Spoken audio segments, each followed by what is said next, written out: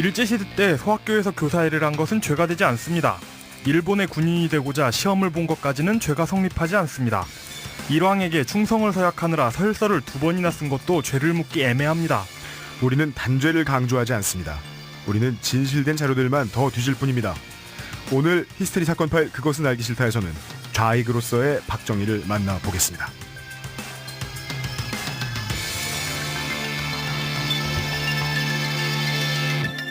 히스테리 사건 파일 그것은 알기 싫다.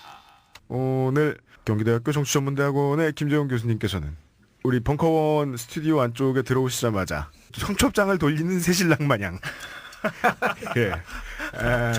출판 기념회의 초대장을 손수 돌리셨습니다. 그리하여 우리는 이 정도 정성을 보여주시면 작게나마 화답을 안 할 수는 없어서 예.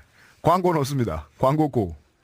쿠데타, 테러, 고문, 주색잡기, 공포정치, 거듭되는 변신과 배신에 이르기까지 모르고서 판단해서는 안 될 대한민국 역사상 최장기 집권 대통령의 인생 행로를 파헤친 바로 그 책, 경기대 정치전문대학원 김재용 교수님의 2012년작 박정희의 유전자 출판기념회가 11월 20일 화요일 5시 30분 국회 헌정기념관 대강당에서 열립니다.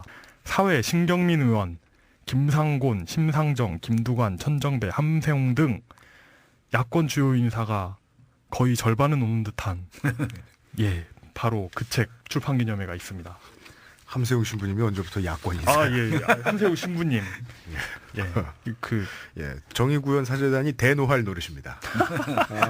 정치권 인사. 아유 참. 지난주에 주말에 밖에 나가가지고 서점에서 김재원 교수님의 책을 샀습니다. 누가 박정희를 용서했는가라는 책이었습니다.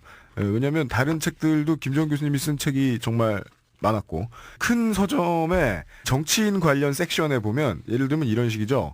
박정희 관련된 서적들이 한 줄 쫙 차 있습니다. 네, 그렇죠. 그 중에는 유경재단에서 낸 책도 있고 내용만 보면 천당과 지옥입니다. 네. 한 사람 이름 위주로 쭉 적혀 있잖아요. 그리고 그 섹션에는 정영 편집국장님의 책 이렇게 있고 바로 옆에 김재원 교수님의 책 이렇게 있습니다. 그렇죠. 예, 잘잘잘잘 꽂혀 있습니다. 정말 한 권만이 아니에요. 정말 박정희에 대해 아무것도 모르는 사람들이 이 두 부류의 책을 보면 어떤 생각을 하게 될지 궁금하네요. 그리고 제가 이 누가 박정희를 용서했는가 이 책을 샀던 이유는 다른 책들 중에서 가장 컨텐츠가 야했어요. 뭐가 야하다는 거예요? 자극적이었습니다. 예를 들어서 예를 들면 김선배 별로 안 야한데. 주색 잡기로 찌든 독재자의 밤. 야, 그거는 좀. 김선배가 뽑은 거예요. 출판사에서 뽑은 거예요. 출판에 본 거지. 한참 남았습니다. 정인숙 피살 사건에 얽힌 박정희 권력 집단의 엽색 행각. 또. 이건 제가 제 입으로 못 읽을 정도입니다. 뭐길래? 밤낮으로 풍악이 질펀. 떡치는 소리 쿵떡. 그건 좀 심했다. 소 제목들을 김재원 교수님이 직접 쓰신 게 아니라고 말씀해 보십시오. 예. 그 제목은 출판사 기획팀이 많이 이게 손질을 해서 한 거고요. 예.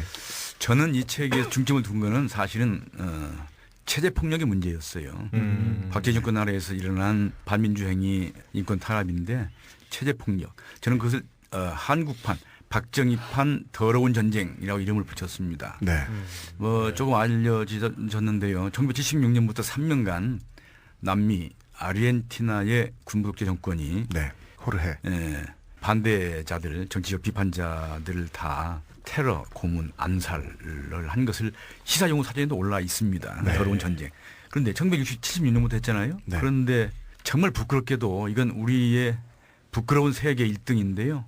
우리는 1960년대부터 있었습니다. 중앙정보부의 역사와 함께 하지 않겠습니까? 네. 박정희 정권이 생기자마자 얼마 뒤부터 바로 체제폭력이 세계 1등 국가였던 것 같아요. 그래서 한국판 더러운 전쟁이다. 그것을 좀 파헤치고 알려주겠다는 생각을 가졌고요. 네. 정치권의 야당 인사뿐만이 아니고요. 사실은 저도 중앙정보부에 가서 고문조사를 받았습니다만은 그렇게 심한 건 아니지만 다른 분들에 비하면 그리고 강제 징집되셨죠. 어린 대학생들까지 학생운동의 간부들입니다만 데려다가 두들겨 패고 고문하고 그리고 야당 정치인한테 돈 받았느냐 막 그 취조하고 하는 것들이 뭐 21~22살짜리 대학생들을 불러다 놓고 그렇습니다. 폭력을 자행하면서 네. 그런데 학교에서 축출하고 제적시키고 군대로 강제 입영시키고 네. 그리고 나서 그 뒤에 유신 정권을 발족시킨 거예요. 네. 그것이 좀 더 사실대로 알려지고 기록되고 네. 해야 된다고 생각합니다. 예. 그래서 그런 인권 탄압 행위에 대해서는 그 후의 세력들이 충분한 사과와 사죄 네. 해야 된다고 생각합니다. 역사와 국민 앞에 네. 그 피해자들에게뿐만이 아니고요. 네. 마치 나치 독일 히틀러 정권의 죄과에 대해서 네. 후대의 민주 서독 정부가 서지하지 않았습니까? 네. 대표적으로 우리가 알고 있는 빌리 브란트 수상 총리 같은 분들은 네. 폴란드에 찾아가서 예. 학살당한 유태인묘역에 가서 머리를 조아리고 사죄했어요. 그렇게 해서 독일의 나치 정권의 전과에 대해서 역사 청산 정리를 한 것입니다. 네. 우리도 예가 있어요. 노무현 대통령이 제주 4.3 사건에 대해서 네. 네. 진상조사위를 구성해서 조사하고 그걸 바탕으로 사과하지 않았습니까? 그렇게 해서 역사 정리한 것입니다. 우리 아직 일제 잔재에 대해서 제대로 청산하지 않았어요. 그것 때문에 얼마나 많은 문제를 안고 있습니까? 네. 박정희 정권의 반민주 행위, 인권 탄압 행위에 대해서 네. 저는 2013년 출범하는 새로운 민주정부가 그 대통령이 국가를 대표해서 네. 국가 권력을 이용한 체제폭력이었거든요. 네. 이것을 역사와 국민 앞에 사과하고 역사 정리를 해야 된다고 생각합니다. 예. 그 대신 앞으로는 더 이상의 소모적인 논란을 우리 하지 말자 하고 약속할 수 있어요. 네. 충분히 사죄하고 사과하고 더 이상의 이제 논란 벌이지 말자. 역사 정리를 끝내고 미래로 나가자. 증오의 정치를 버리고 미래로 나가자고 하려고 그러면 원인 제공자에 대해서 충분히 짚고 할 일을 해야 되거든요. 예. 이번 대통령 선거 과정이 저는 그런 국민 합의를 만들기 위한 가장 좋은 무대여야 된다고 생각합니다. 저도 한마디 덧붙이고 싶네요. 김선배 말씀이 오늘 아주 후배로서 표현이 죄송하지만 논리정연하고 아주 잘 정리해 주셨어요. 네. 올해가 유신 40년이라 해가지고 10월 유신을 가지고 어느 방송 프로에서 거리로 나가서 젊은이들에게 유신을 아십니까? 이렇게 물으니까 19은 모르고 네. 그중에 한 사람은 김유신 뭐 이러더라고. 그 내가 방송 화면을 봤어요. 네. 그러니까 언젠가 안중근 의사를 안과 의사라고 나는 그게 신문에 나온 내용이니까 최소한 네. 그 기자가 조작했다고 쓰지 않는다면은 예. 불과 30년, 40년, 60, 70년 되니까 전의 일인데 우리한테는 지금 뭐 저도 애들이 20대 중반인데요. 네. 네. 우리 아이들 같은 아들은 뭐 그래도 가끔 집에서 제가 그런 얘기를 하니까 얼핏 네. 듣기라도 하지만은 그런 얘기를 어디 교과서나 책에서 배우거나 또 어른들 얘기해서 듣거나라도 하지 않는다면은 네. 정말 이 삼국시대 얘기하고 비슷한 겁니다, 사실은. 네. 그렇죠. 좋은 역사든 나쁜 역사든 네. 예를 들어서 뭐 박정희 찬양론자들은 경제건설 많이 얘기합니다. 그것도 저는 뭐 해서는 안 된다고 보지 않고요. 할 만한 얘기는 할 수도 있고 그것도 우리 역사니까 또 이런 어두운 역사에 대해서도 반드시 짚어야 되지만은 김 선배 얘기 마지막 부분에 제대로 알리고 그다음에 사과하고 이런 얘기 이게 남아공에 좋은 예가 있습니다. 넬슨 만델라가 네. 집권 시절에 백인들의 흑인 인권 탄압, 장기 탄압에 대해서 진실화해위원회를 만들었지 않습니까? 네. 우리도 그래서 지난 정부 때 진실화해, 과거사 정리를 위한 진실화해위원회가 있었는데요. 예. 남아공은 이렇게 했습니다. 이 점에서 보면 남아공이 우리보다 한 수 위라고 여겨지는데 무엇이냐면은 남아공은 이 진실화해위원회를 열어서 즉 가해자로 지목되는 사람들이 나와서 인정하고 첫째, 그 다음에 잘못이었음을 참회하고 그 다음에 사과를 했습니다. 인정, 참회, 사과. 그 다음에 포용입니다. 이 절차가 있습니다. 네. 근데 우리는 제가 우리 지난 정권에 활동한 과거사위원회에 관계했던 조사관들이나 몇 사람들 얘기를 들어보면은 와서 인정은 그냥 참여하는 사람이 한둘 있었다는 겁니다. 그러니까 한국인들은 어찌 보면은 그 표현을 뭐라고 해야 될까 적절한 게 저도 빗도르지 않은데요. 네. 어찌 보면 참 나쁜 사람들이에요. 자기가 잘못한 거 알아요. 우리 고문 기술자 이근한 보세요. 네. 당당하죠. 한편 그 사람이 잠시 목사도 하다가 쫓겨났지만은 네. 칠성판에 그 얼마나 많은 피해자들이 엄연히 있습니까? 예. 자기는 물론 위에서 시켜서 했다고 얘기할지 모르겠지만은 네. 그러나 그것이 그 당시나 그 이후에나 잘못됐다는 것은 인간이라면 안다 이겁니다. 네.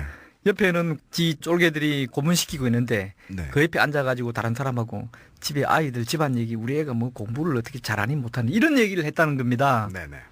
옆에서는 고문소리 비명소리 아각 나는데 예. 그러니까 한국 사람들은 그런 면에서 보면은 더 독하고 더 모질고 네. 질적으로도 좀 나쁜 면이 있는 것 같아요. 네. 한국인이 정도 많고 하는 그런 또 좋은 측면도 분명히 많이 있지만은 네. 이런 엄연한 객관적으로 절대적으로 잘못한 행위에 대해서 인정하지 않고 친일파들도 마찬가지입니다. 네. 제가 그동안 그 많은 친일파들 중에서 자기의 잘못을 인정하고 사과한 사람 5밖에 못 봤습니다. 이름을 따라하면 다 될 수 있어요. 수만 명 중에서. 네. 그러니까 이거 보면은 한국인들 별로 질적으로 좋은 사람들 같지 않아요. 요것만 놓고 본다면은. 네. 다른 뭐 능력이나 이런 건 차치하고 네. 잘못에 대해서 인정하지 않고 또 그것을 부끄럽게 생각하지 않고 네. 자, 잘못했습니다. 용서해 주십시오. 또 저에게도 새로운 삶을 살 수 있는 기회를 주십시오. 네. 이렇게 얘기하면 한국인들도 받아들입니다. 그런데 그런 짓을 안 해요.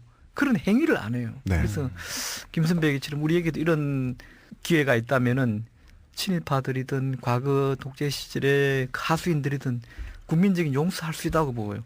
그런 용서가 된다면은 저는 진실로 국민 대통합이 이루어진다고 봅니다. 박근혜가 전태일 자간에 간다고 해서 네. 그 시대에 고생하고 희생된 노동자들이 통합이 되는 건 아니라는 것입니다. 본질적으로 마음을 울리고 감동을 줘서 공명이 일어날 때 진실로 대통합이 될 수 있는 것이죠. 그러니까 그 대통합의 합이죠. 합. 그러니까 가해자와 피해자들이 대통합할 수 있는 합. 그 인정 참여사가 네. 3당 콤보가 가면 네. 포용이 오는 거죠. 인정 참여 사과. 그러니까 반성하고 예. 사과했더니 예. 포용을 해 주었다. 예. 거기까지 끝나면 그것을 드러내주는 증표가 아마도 교과서의 내용이 실리는 걸걸요? 그렇죠. 예. 예. 예. 홀로코스트라는 단어, 예. 뭐 컨센트레이션 캠프라는 단어 독일 교과서에 있습니다. 반투 스티브 비코가 어떻게 죽었는지 남아공 아이들은 배웁니다. 그 위에서 시켜서 했다. 이런 거는 뉘른베르크 재판에서도 인정받지 않았죠. 유신이 무엇인지 모르는 것처럼 우리 지난 시간에 이야기했잖아요. 호헌이라 그러면 무슨 좋은 헌법을 줄인 말인 줄 안단 말이에요. 아, 그 말드네 진짜. 예. 4.13 호원 조치라 그랬잖아요. 전두환 국민이 주인이자 부모라면 잘못된 위정자들은 이 용돈만 많이 받고 허투루 큰 아이들 같다는 느낌이 들 때가 있습니다. 아이들이 잘못을 했는데 사과하거나 참회하는 법을 똑바로 배우지 못하면 덮어놓고 이야기를 안 하고 있다 보면 누군가가 잊어버리겠지라고 생각을 합니다. 네. 부모들은 사는 게 바빠서 잊어버리기도 하지요. 그 집안의 미래는 암울합니다.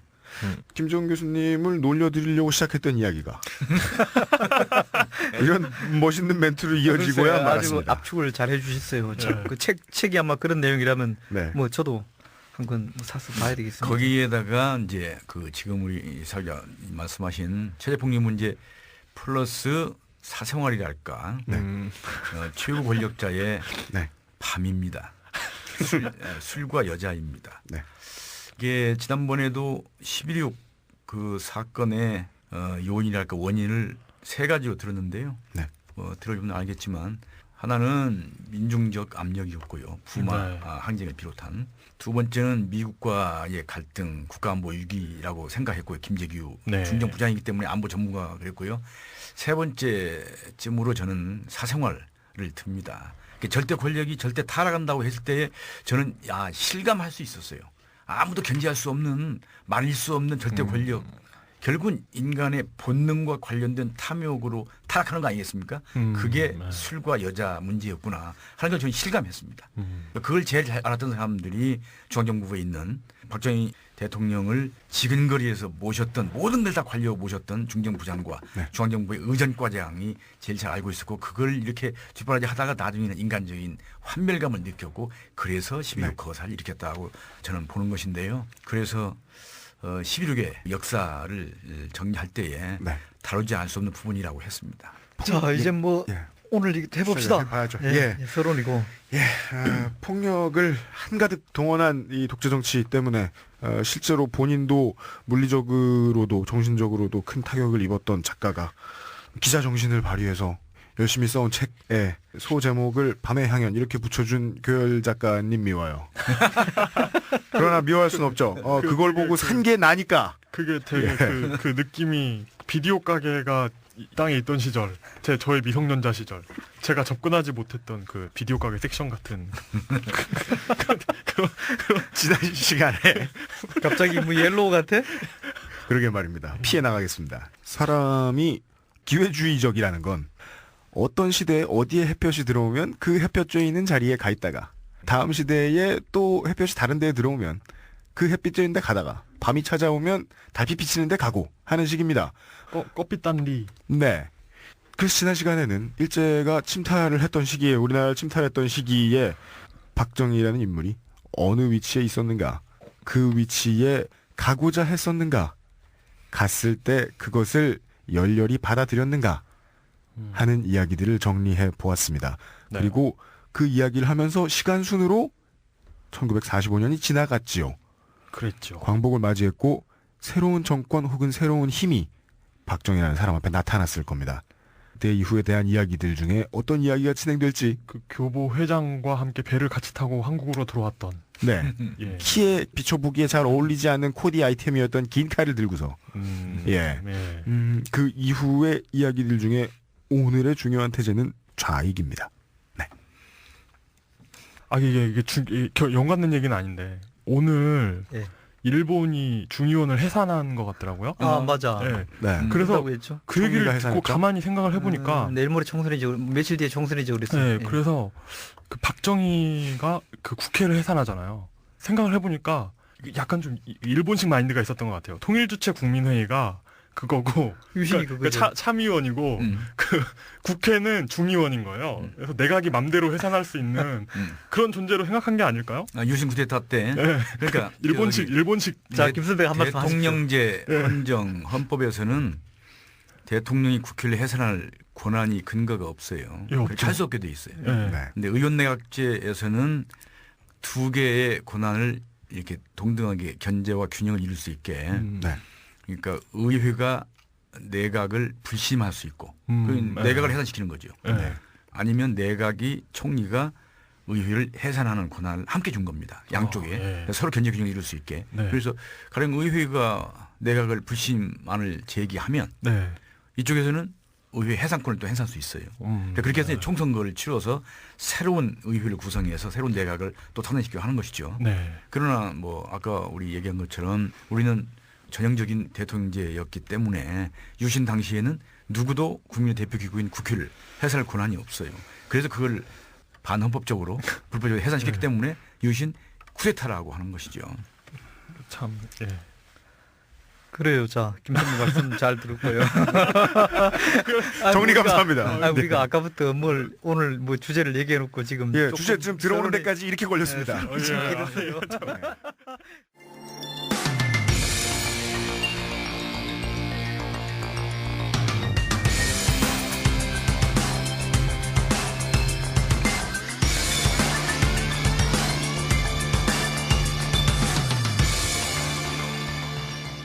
특별기획 박정희 소백과 사전 제3화 좌익 박정희.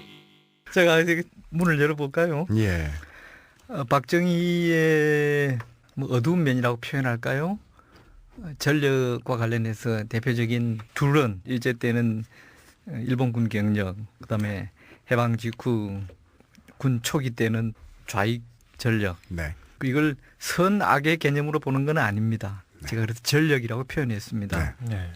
두 가지는 이미 알려져 있고요.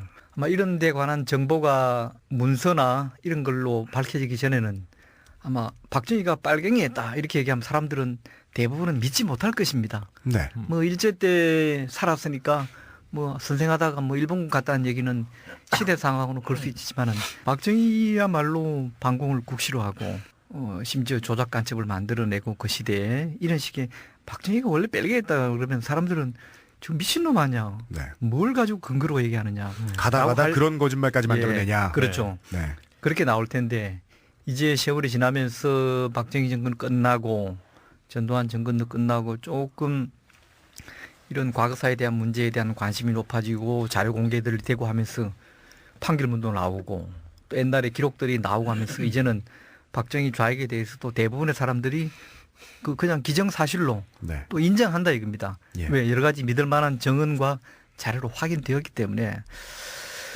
박정희는 좌익이 된 데는 그런 뭐 쉬운 말로 예. 제가 일전에 뭐 박정희는 왜 빨갱이가 되었나라는 글을 쓴 적도 있습니다만은 네. 그 글을 토대로 몇 가지 우선 왜 그 사람이 빨갱이가 되었나에 대해서도 좀 알아볼 필요가 있습니다. 네. 어느 날 갑자기 빨갱이가 되거나 어느 날 갑자기 뭐 보수 꼴통이 되거나 이런 건 아니라는 겁니다. 그 시대 상황 속에서 개인의 삶 속에서 어떤 계기가 주어져서 빨갱이가 되고 또 반대로 그 반대편이 되기도 하는데 네. 첫째 박정희가 그 이런 좌익에 빠져서 한때 그래서 군에 잡혀가서 김창룡이한테 박정희도 고문당했습니다. 뭐 나중에 김 선배도 또 보충 설명해 주시겠지만은 또 어렵게 목숨을 살리고 또 네. 그것이 계속 족쇄가 돼가지고 나중에 대통령이 되었어도 그 문제로 늘 고민하고 감시당해 왔습니다. 첫째 박정희가 빨갱이가 된 것 중에 하나는 네. 대구 사범 다닐 때 박정희가 좌익 사건을 접했습니다. 대구 사범에서 좌익 그 사상을 접한 거예요. 예, 그렇죠. 대구 사범 다닐 때. 네. 그러니까 박정희가 이제 32년 4월 1일 제 4기생으로 대구 사범 입학했는데 네. 바로 그 해에 대구에서 그 이른바 현준혁 사건이라는 사건이 발생했습니다. 현준혁. 현준혁은 그 당시 대구 사범 학교 교사였습니다. 인텔이었죠. 예. 나중에 이 사람은 이제 뭐 조선 공산당에도 들어가고 해방 후에 월북해가지고 평양에서 암살당했습니다만은 이 현준혁 사건이 대구 사범 시절에 좀 철이 들면서 뭐 보통 학교 초등학교 시절에는 그런 걸 접하기가 좀 그랬지만은 이걸 접하면서 좌파에 눈을 뜨게 됐고 그리고 이때 접한 좌파는 나쁜 좌파가 아니었어요. 왜? 대구 사범에서 그 현준혁 사건 몇 가지 사건들은 좌파 계열의 사건들은 그 당시 민족운동, 독립운동의 네. 차원이었어요. 네. 그리고 일제시대 때 좌파들이 가지고 있는 진보 성향, 반제, 항일, 반봉건 이런 것들은 지식인들이 동경하고 하는 그런 차원에서 그 당시 본 박정희가 현준혁 사건에서 접한 것은 좌파는 좋은 것이구나. 네. 최소한 나쁜 건 아니구나. 라고 하는 걸로 인식을 됐던 것이죠. 박정희 동기생이자 나중에 5.16 때 박정희한테 5.16을 뭐 흔히 사주했다라고도 표현하는 황용주라는 언론인이 있습니다. 황용주 씨를 제가 97년에 그 당시 분당에 사셔서 내가 인터뷰를 한 적이 있는데요. 네. 그때 가서도 얘기 들어봤고 또 그 양반이 쓴 책에도 정언록에도 보면은 자기도 좌파에 눈을 뜬 것은 대구 사범 때 현준혁 사건이었다. 이것을 계기로 공산당 선언, 자본론 등을 읽었다. 한 달 용돈을 다 털어서 사서 읽었다. 그 당시 또 학생들뿐만이 아니라 1930년대 중반 고무렵의 젊은 지식인들이 또 젊은 청년들이 좌파에 경도된 사람들이 가장 애독하는 책이 일본 교토대 좌익 교수인 가와카미 하지메 가와카미 하지메가 쓴 빈보 모노가다리, 한자로 말하면 빈핍물어라. 이 책은 유물론과 막스주의를 쉽게 풀어준 해설서입니다. 네. 이게 그러니까 초보 공산당서는 해설서 이런 식이에요. 예. 막스 이론서. 예. 이런 책이 젊은 지식인들, 학생들 사이에서는 그냥 그거 하나 안 들고 다니면 그냥 사람 취급을 안 했다고 할 정도로 마치 우리가 70대, 80대 타임지 같은 거 하나 학생들 끼고 다니는 게 유행 비슷하고 네. 그게 대학생의 하나의 그 상징 비슷한 자기도 이때 이걸 읽고 좌파를 처음 접했다. 그 네. 계기는. 네. 근데 바로 그 무렵에 이제 박정희도 같은 학년이었고 같은 시대였고 뭐 이념적으로의 그런 차이는 뭐 개인차가 있겠지만은 작은 그런 사조를 대구 사범 학생 시절에 벌써 겪었다. 물론 이때는 이제 좌파를 이념적으로 받아들이기보다는 오히려 민족적인 성향으로 네. 강하게 받아들이는 이게 이제 박정희의 첫 좌익에 대한 막연한 환상 또는 동경 또는 호평 네. 이런 상태에서 두 번째 푹 빠진 것은 박정희가 자기 바로 위에 있는 친형 박상희. 네. 박상희는 참고로 JP 장인입니다. 예, 그렇게 연결. JP도 젊은 시절에 좌파에 빠졌었습니다. 참고로. 김종필 예. 전 총리. 그렇죠. 예, 네. 김종필 전 총리도 이 박상희 자기 형이 우리 경찰에 죽는 걸 보고서 대단히 분노와 이런 게 쌓이게 됐고 예. 또 하나는 좀 나중에 자세히도 설명할 기회가 있겠습니다만은 처음 박정희가 들어갔던 창군 초기에 우리 군에는 좌파가 득실거렸습니다. 왜냐하면 미군정은 좌우를 다 인정했습니다. 그 시절에는. 네. 네. 그래서 놀랍게도 여러분 보시기에 이해가 되실지 모르지만은 미군정 시절에는 남한의 해방일보다 이런 좌익계 신문들이 남한에서 보조시 간행됐어요. 네. 미군정은 다 인정을 했습니다. 네. 네. 그러다 보니까 이게 군까지도 좌파가 네. 많이 들어가 있었어요. 예. 그러니까 바로 이 당시 박정희가 보기에 그 칼찬 일본군도 되게 멋져 보였는데 그건 이제 어떤 권력으로 멋져 보이는 거고 네. 이제 그 있어 보이는 거 있잖아요. 뭔가 그 있어 보이게 멋진 걸로는 머리에 좌파들이었구나. 들어 보인 거. 예, 그건 좌파였구나. 그러니까 박정희가 좌익에 연루됐다 할까 가담한 그 배경을 환경이 중요하지 않겠어요? 네. 해방 전국입니다. 1945년 8월 해방부터 1948년 8월 정부 수립 때까지 3년세 관한 뭐 책도 나와서 많은 인기를 끌었습니다만은 1945년 해방되자마자 먼저 깃발을 내걸은 게 조선공산당이죠. 아, 네. 박헌영 이전에 사실은 뭐 장안파공산당이 있었지만 네. 그래 뭐 그런 거 다 생략하고 역시 박헌영이 조선공산당이 깃발도 창당을 했습니다. 그 전에 극좌파는 아니지만 중도 좌파의 여운형이 조선건국준비위원회를 조직하지요. 네. 그 건준이 이제 박헌영이 참여하면서 중앙인민공화국이라는 상당한 극좌파의 전국적인 정치 권위체가 되는 것이죠. 중앙인민공화국. 중앙인민공화국이요? 서울에서 만들어진 거예요. 조영구는 선포됐어요. 네. 그래서 해방정국은 초반에 좌익 집단이 주도하게 되는 것입니다. 네. 그런데 아까 조은영 국장 얘기한 것처럼 미군정이 처음에는 뭐 사상의 자유 다 인정했고 네. 좌익 조직의 정치활동 인정했는데 언제부터 그러면 이게 불법화 됐느냐 하는 것이죠. 네. 1946년 5월 아마도 5월을 기억하면 조선 정판사 사건이 있었어요. 남문당 조직이 활동 자금을 마련하기 위해서 위패를 막 찍어낸 사건이 터졌습니다. 가짜 위패를 위패, 가짜 돈을 찍어낸 조선정판사 위패 사건. 조선정판사 위패 사건, 네. 위패. 이제 그 사건을 계기로 미군정이 이제 공산 조직을 불법화하고 네. 불법화하자마자 이제 지하로 숨어 들어갔고요. 네. 지하 활동을 하면서 보니까 대중 활동 다른 한 방법이 너무 제한을 받으니까 네. 그때부터 남무당은 이제 폭력적인 방법을 네. 쓰기 시작했고 그래서 터진 게 1946년 9월부터 파업과 이제 뭐 시위와 이른바 폭동 같은 게 터지는 것이죠. 네. 그 일련 남무당 폭력 노선의 하나로 터진 게 1946년 10월 1일부터 이른바 영남 추수 폭동이라고 하는 것인데요. 영남 추수 폭동. 대구를 대구 11항쟁. 중심으로 이라고도 하고. 중심으로 한 그때의 박정희의 이제 친형 박상희가 이 진압 경찰에 이제 그 총격을 해서 살해되는 네. 사건이 일어났고 그것을 겪은 박정희가 이제 혹서에서는 그 경찰을 극우주의자다라고 그러니까 표현하기도 친일 경찰이 많이 작용을 해서 반발이 더 커서 그래요. 네. 근데 그 과정에서 좌익이 연루되게 되는 것인데요. 그 남무당의 조직이 그 자기 조직원이 죽었기 때문에 그 유가족들 많이 돌봐주지 않았겠어요. 예. 그러니까 이제 네. 그때 돌봐준 자기 형의 친구를 또 만나게 됐고 네. 그래서 그 형의 친구가 나중에 남무당에 군사 최고로 이렇게 포섭합니다만은 그 전에 박정희가 개인적으로 접촉했던 좌익계 인사라면 현준혁 사건은 이제 멀리서 이렇게 볼 초기에 것이고 예. 현준혁. 실제로 직접 만나서 영향을 받은 사람은 황태성이라는 인물입니다. 네. 어우, 황태성도 사람 이름이 굉장히 많이. 그러니까 유명한 인사인데 황태성이 그러니까 네. 박상희의 친구 중에 하나고 연희정무역장을 나온 인텔리이고 사상운동으로서 좌익운동을 했던 사람이고 월북해서 북한에서 초기에 무역성 부부장 차관급까지 했어요.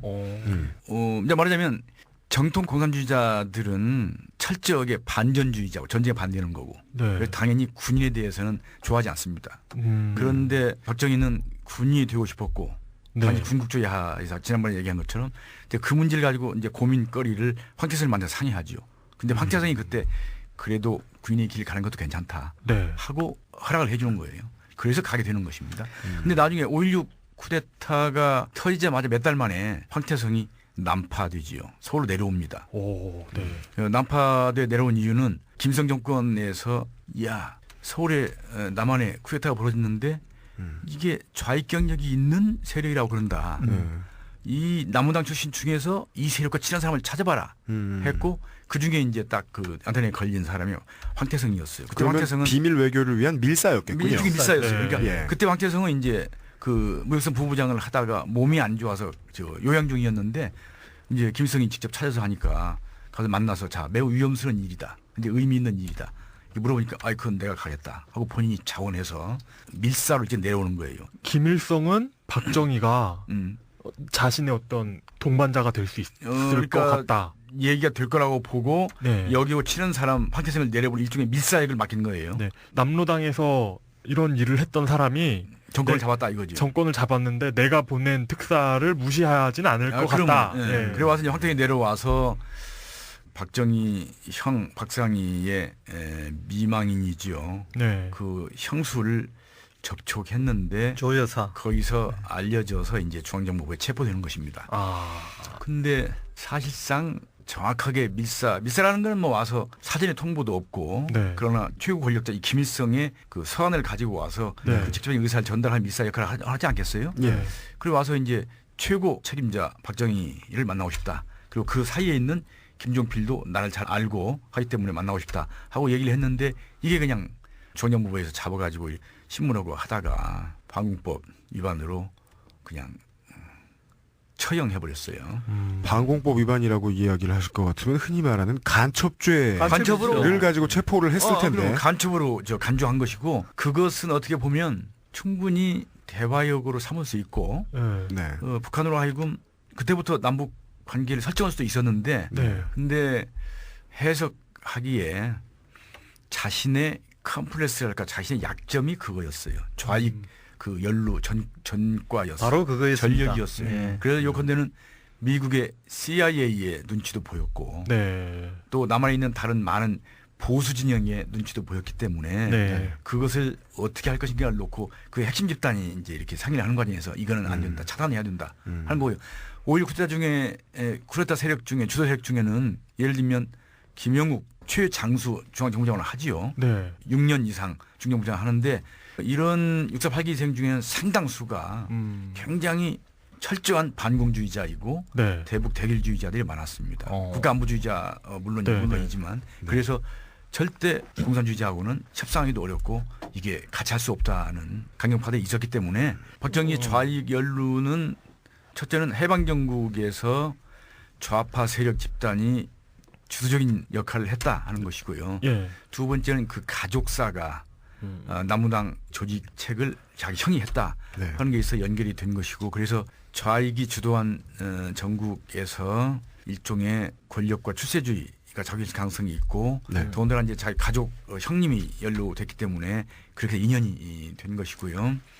그러다가 이제 나중에 또 얘기하겠지만 잡혀 들어간 뒤에는 조선 경비대 국군 창설했던 그 모체인데 국군이지요. 국군 거기에 장교였는데 그 안에서 남무당 군사 프락치를 하다가 체포됐고 네. 그러니까 1948년 이른바 여순 반란 사건 때 체포됐는데 국군 내에 침투해 있던 남무당 군사 조직을 다 이제 이렇게 진술해서 내고 자신은 풀려났고 나중에 군대에 복직됐는데 그것을 박정희 인생 역정에서 여러 번의 변신과 기회주의적인 처신이 있었는데 네. 그 연속 선상 중에 하나라고 봐야 할 것입니다. 예를 들면 일제 치하지만 교사를 하다가 이제 일본 군관학교 사관학교로 갔고 일본군 황군 장교가 됐고 나중에 일본 일제가 패망하니까 광복군으로 변신했고 광복군으로 들어와서 조선경비대 국군 장교로 들어왔는데 거기서 다시 이제 군을 배반했달까 거기에 맞지 않은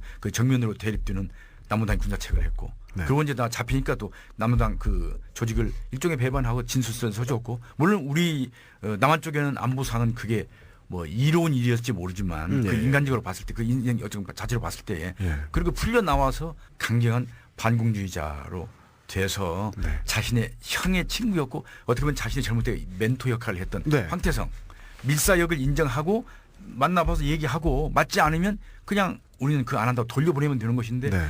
처형한 것까지는 너무 과도하지 않았느냐. 나중에 박정희가 그런 실토를 해요. 죽이지까지는 않았어도 될 뻔했어. 여기서 예.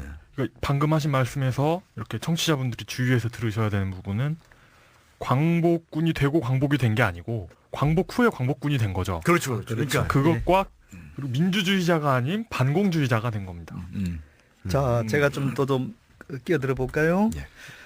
그 황태성, 방금 김선백이 하신 5.16 직후에 북에서 내려올 때 북한의 무역성 부부상, 무역성 차관, 우리 말하면 뭐 상공부 차관 이런 식의 얘기겠죠. 네. 그 사람이 이제 박정희의 형 박상희. 박정희는 오남 2녀입니다. 오남이녀. 그 중에서 박정희는 제일 막내입니다. 예. 네. 남자로서 바로 위에 네 번째 그 형이 이제 박상희인데 박상희와 황태성이 친구입니다. 네. 또 우리 두 사람 다 좌파 계열이고 박정희는 이 박상희를 왜 형들은 뭐 쉽게 표현하자면 별 볼품이 없는 사람들이었는데 네. 그 집안에서는 제일 인물이 사실은 박상희였어요. 예. JP의 장인. 네. 좋아하는 형인데다가 또 박상희는 그 시대의 구미에서 대표적인 지식인 중에 한 사람이었어요. 박상희는 그 뭐 일제 때 좌우합작단체인 신간의 활동도 했고 여운형이 일장기 말소 사건 당시에 사장을 했던 조선중앙일보 구미지국장도 했고 동아일보 기자도 하고 일제 말기에는 건국동맹 이 가담도 하고 해서 그야말로 지역에서는 아주 거물급 대표적인 민족지사였습니다. 박정희는 그런 형을 보고 자라서 형이 좌파인 박상희의 그런 면모가 아 좌파는 저런 민족적인 사람 성향이구나라는 것을 익히부터 몸에 배웠던 사람이에요. 네. 그래 이제 1946년 10월 1일 10.1항쟁 대구 구미 지역에서는 10월 3일 날 집회가 시작됐습니다. 이른바 데모가. 네. 그리고 10월 5일 날 대구에 있던 경찰들이 이제 진압차 구미로 들어옵니다. 그날 10월 5일 날 이 박상희가 우익 경찰들 손에 총을 맞습니다. 근데 박상희는 성향적으로는 좌파였지만은 그렇다고 해서 아주 뭐 반우익 좌파 이런 것이 아니라 지역의 지식인이자 그 지역에서의 상당히 존경받는 사람으로서 좌우를 다 아우르고 있었어요. 네. 개인적인 성향은 좌파였지만 그래서 다른 사람들이 이제 우익 경찰들이 올라가니까 대개는 피하고 했지만은 그때 구미 경찰서장조차도 친구였는데 자네는 우리 생명을 구해준 사람이니까 좌파가 또 활동할 때는 생명을 구해줬으니까 우리가 자네 보증을 서주겠네. 도망가지 말게. 보증이요. 네, 보증을 서주겠네. 그러니까 뭐 쉽게 말하면 좌우 대립 상황에서 아주 극단적인 좌파가 아니었기 때문에 네. 그래서 경찰서장조차도 자네는 굳이 안 가도 되네. 내가 보증 서겠네. 이렇게 됐는데 어쨌든 상당히 우발적인 상황에서 그러니까 바로 파출소로 경찰서로 들어오는 걸 보고 순간적으로 박상희는 놀래서 도망을 갔어요. 그랬더니 경찰은 저 도망가네 해서 바로 쏴버린 거예요. 논두렁에서 맞아 죽었어 총을. 아이고. 논두렁이 도망가고 경찰서 뒤에 바로 밭이 있었는데 예. 밭두렁에서 맞아 죽어 총 맞았어요. 그 상황을 동생 박정희는 그러니까 박정희는 그때 육사의 생도였어요. 예. 그래서 장례식 때도 못 갔어요. 근데 나중에 이제 그런 여러 정황을 듣고 나서 그런 우익에 대한 반감, 네. 또 자기가 좋아하던 형, 또 그 형의 성향 이런 것들에 대한 것이 좌익으로 빠지는 계기가 됐고 또 하나는 그 맹형들의 친구인 그 주변의 사람들 중에서 박정희 어릴 때부터 공부도 잘하고 해서 또 형들은 제 나중에 좀 제목감이다 눈여겨보는 네. 사람들이 많이 있었죠. 네. 그들 중에 이제 또 한 사람 이재복이라는 사람이 있었는데 이재복. 이재복은 예. 신분이 목사이기도 한데 이 사람이 초창기에 이제 남로당 군 총책이었습니다. 자, 이 사람을 통해서 나중에 이제 박정희가 결국은 포섭이 되기도 하는데 그 여러 가지 뭐 얘기들이 많이 있습니다만은 이런 문건을 하나 또 소개해 드릴게요. 1960년대 초반에 주한 미국 대사관에 정무관으로 있던 그레고리 핸더슨 유명한 사람입니다. 네. 우리 현대사에서 유명한 사람인데 김선배도 아시죠? 네. 이 그레고리 핸더슨이 63년 초에 작성한 문건에 따르면은 40대 박정희가 남로당에 가입하던 그 무렵에 남로당 조직부장 이중업이라고 있었는데 이중업. 이중업 네. 이 사람이 이제 군부 내 인사들을 주로 좀 접촉을 하고 있었는데 박정희도 그 대상이었습니다. 네. 이 그레고리 핸더슨이 작성한 이 문건에 따르면은 이중업이 박정희를 접촉한 시기가 중국서 귀국한 박정희는 해방 거의 되면 1946년 5월 중국 천진에서 미군 LST를 타고 네. 네. 부산으로 돌아왔다 그랬죠. 예. 네. 그 배에 교보생명 창업자인 신용호가 있었다고 타고 있었다고 했고 네. 그 직후에 이중업이가 박정희를 접촉했다는 겁니다. 음. 와서 박정희가 다른 또래들에 비해서 육사 들어온 건 육사는 2기생이니까 좀 늦어요. 네. 박정희는 구미 집에서 한 반년 가까이 푹 처박혀서 그냥 찌그러져 있었습니다. 네. 그 당시 네. 그 무렵에 이미 벌써 왜냐하면 이제 경북 지역에 이제 사람들이 또 박정희를 접촉을 했겠죠. 그때부터 접촉을 했다고 나와 있고 나중에 박정희가 이제 소위 달고 처음 임관한 데가 춘천 8년대입니다. 춘천 8년대. 춘천 8년대. 그러니까 한국군에서 네, 처음으로 그렇지. 발령받은 곳이. 육사 바뀌고 예. 소위 임관하고 나서 이제 육사 졸업하고 난 뒤에 예. 춘천이 8년대. 예. 8년대로 갔는데 8년대가 바로 그 당시 군내에서는 뺄갱이 소굴이 했어요. 그게. 어쩌다 그리 됐을까요? 본인이 원해서 배출받은 그건 것도 아닐 아닙니다. 텐데. 전혀 아닙니다. 예. 그러니까 그 일본군 장교였던 사람들을 음. 광복하고 나서 육사를 만들어서 거기서 속성 코스로 한국군 장교로 이렇게 그렇죠. 맞아요. 단기 예. 코스로. 2년제지. 속성 코스로 그 뭐라고 해야 되나 변신시킨다고 해야 되나 예. 예, 그렇게 해가지고 처음으로 간 곳이 춘천 8연대였는데 거기가 이제 좌빨들의 어떤 그 아직도 있습니다. 그런데 그 일제시대에도 뭐 치안유지법 같은 게 있어서 우리를 말하면 국가보안법처럼 네, 네. 그게 그 후신이라고도 볼 수 있죠. 성격상. 그때도 그런 법이 있었다는 것은 좌파 인사가 있어서 네. 그들을 법으로 단죄하기 위한 처벌하기 위한 도구가 치안율법이었는데 네. 그런 법이 존재했다는 것은 그 시대에도 그런 좌파가 있었다는 얘기 아닙니까? 네. 네. 근데 일제 때도 역시 군부 내에도 좌파들이 많았어요. 그리고 그들이 체제 유지에 도움이 되지 않거나 손해가 될 거라고 정부는 판단을 했었을 거란 증거겠고요. 네. 자, 박정희 주변에는 좌익 군인들이 참 많았는데 일본 육사 출신이나 만주군관학교 선후배 중에 박정희하고 친한 사람 중에 좌익들이 많았어요.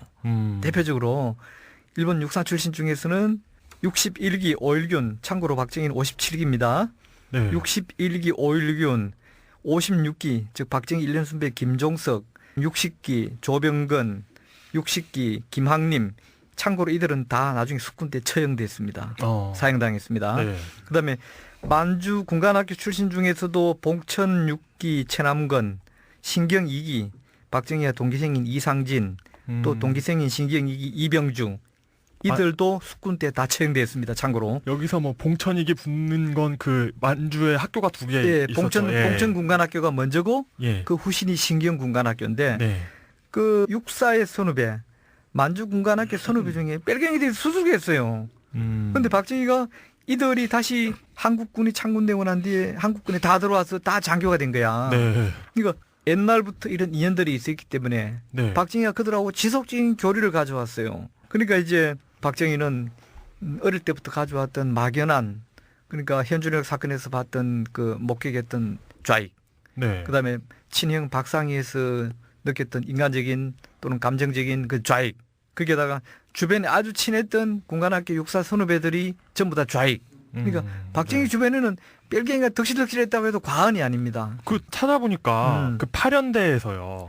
대대병력 이끌고 월북한 월북한 사람도 장교들도 있죠. 있네요. 두 명이 있네요. 예, 강태무 표무원. 네. 그러니까 부하들은 뭔죄예요? 유명한 사건이죠. 그러니까 대대병력을 훈련한다고 끌고 나가서 월북을 해버렸대요, 그냥. 유명한 오. 사건이에요. 49년에 6.25 나기 그렇습니다. 1년 전에. 6.25 전입니다. 예. 예. 유명한 사건이고요. 이게 정말 무서운 동네였군요. 자, 그 다음에 또 하나는 8년대에도 그랬지만은 네. 박정희가 7개월 정도 8년대 근무하다가 육사로 옵니다. 박정희는 소위로서 8년대 근무하다 육사 올 땐 대위로 와요. 네. 중위는 건너뛰었습니다. 박정희는. 그 이유는 자세히 몰라서 제가 논평하기 어렵습니다만은. 일본에서 해봐서. 그래서 네. 아니 그 시대는 일본에서 장교 출신이 많았으니까 예. 박정희만은 아니에요. 그거는 뭐 네. 그 사실은 한번 조사해볼 필요는 있는데 자관 그렇고요. 육사 와서 육사 5기생들부터 1중대장을 하면서 전술 교관을 겸했어요. 네. 박정희는 군인으로서 작전 장교로서는 뛰어난 장교입니다. 네. 작전 장교로서 5기생부터 훈련을 시키는데 바로 나중에 5.16대 김재춘이라든지 이런 사람들이 다 육사 5기생들입니다. 육사 5기생들. 근데 또 육사에 오니까 육사에 또 있었겠죠. 황택님, 그다음에 김학림 다 처형된 나중에 강창선 이런 사람들이 다 또 좌익 장교들이야.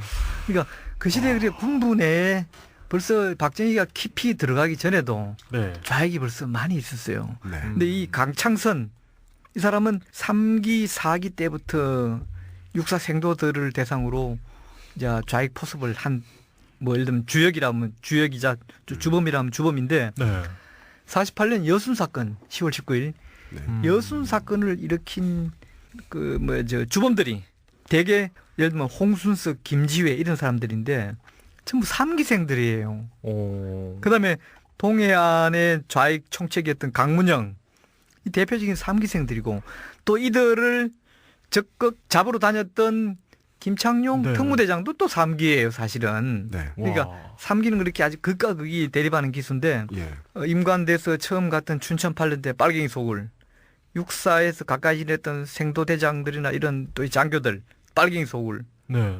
박정희는 그런 주변 환경이 그랬고 그런 데다가 결정적으로 이제 이재복이라고 하는 또 박정희 형 박상희의 친구이자 네. 전에부터 늘 와서 이렇게 어깨 두드려주고 네. 자기 이뻐해줬던 네. 그 형 친구가 와서 결정적으로 춘천에 와서 포섭을 한 것이죠. 그러니까 박정희는 뭐 본인 말로는 가입서를 안 썼다 그러는데 네. 나중에 붙잡혀 가서 조사하는 과정에서 조사한 사람들의 정언으로는 가입했다. 가입서를 썼다. 이미 뭐 그런 정언들이 많이 나와 있습니다. 예. 그러니까 박정희 입장이 돼가지고 네. 이렇게 생각을 해보면 네. 일본군을 했다가 일본군이 망했어요. 음. 그래서 광복군이 끼어가지고 한국에 들어옵니다. 네. 그 광복군이 끼어서 들어왔는데 이제 눈치를 볼 거 아니에요. 내가 살 곳이 어디인가, 어디에다 발을 뻗어야 하나 아, 하면서 등댈 때 어딘가. 이렇게 눈치를 계속 보는데 가는 곳마다 온통 빨갱이. 온통 빨갱이였어요. 그것도- 묘하게도 어떻게 그것도 다른 곳도 아니고 군대가 온통 빨갱이에요. 그러면 그러면- 그때 그 빨갱이라는 용어는 네. 지금 우리가 보면 이제 뭐 좌빨, 뭐 빨갱이 그러지만 그때는 그냥 좌익 진영, 우익 진영, 어. 네. 그러니까 우익 뭐 민족 진영 또는 보수 우익 진영이고 그렇죠. 그냥 좌익 진영이어서 이렇게 양쪽 진영이 중간파도 있었고 네. 그렇죠.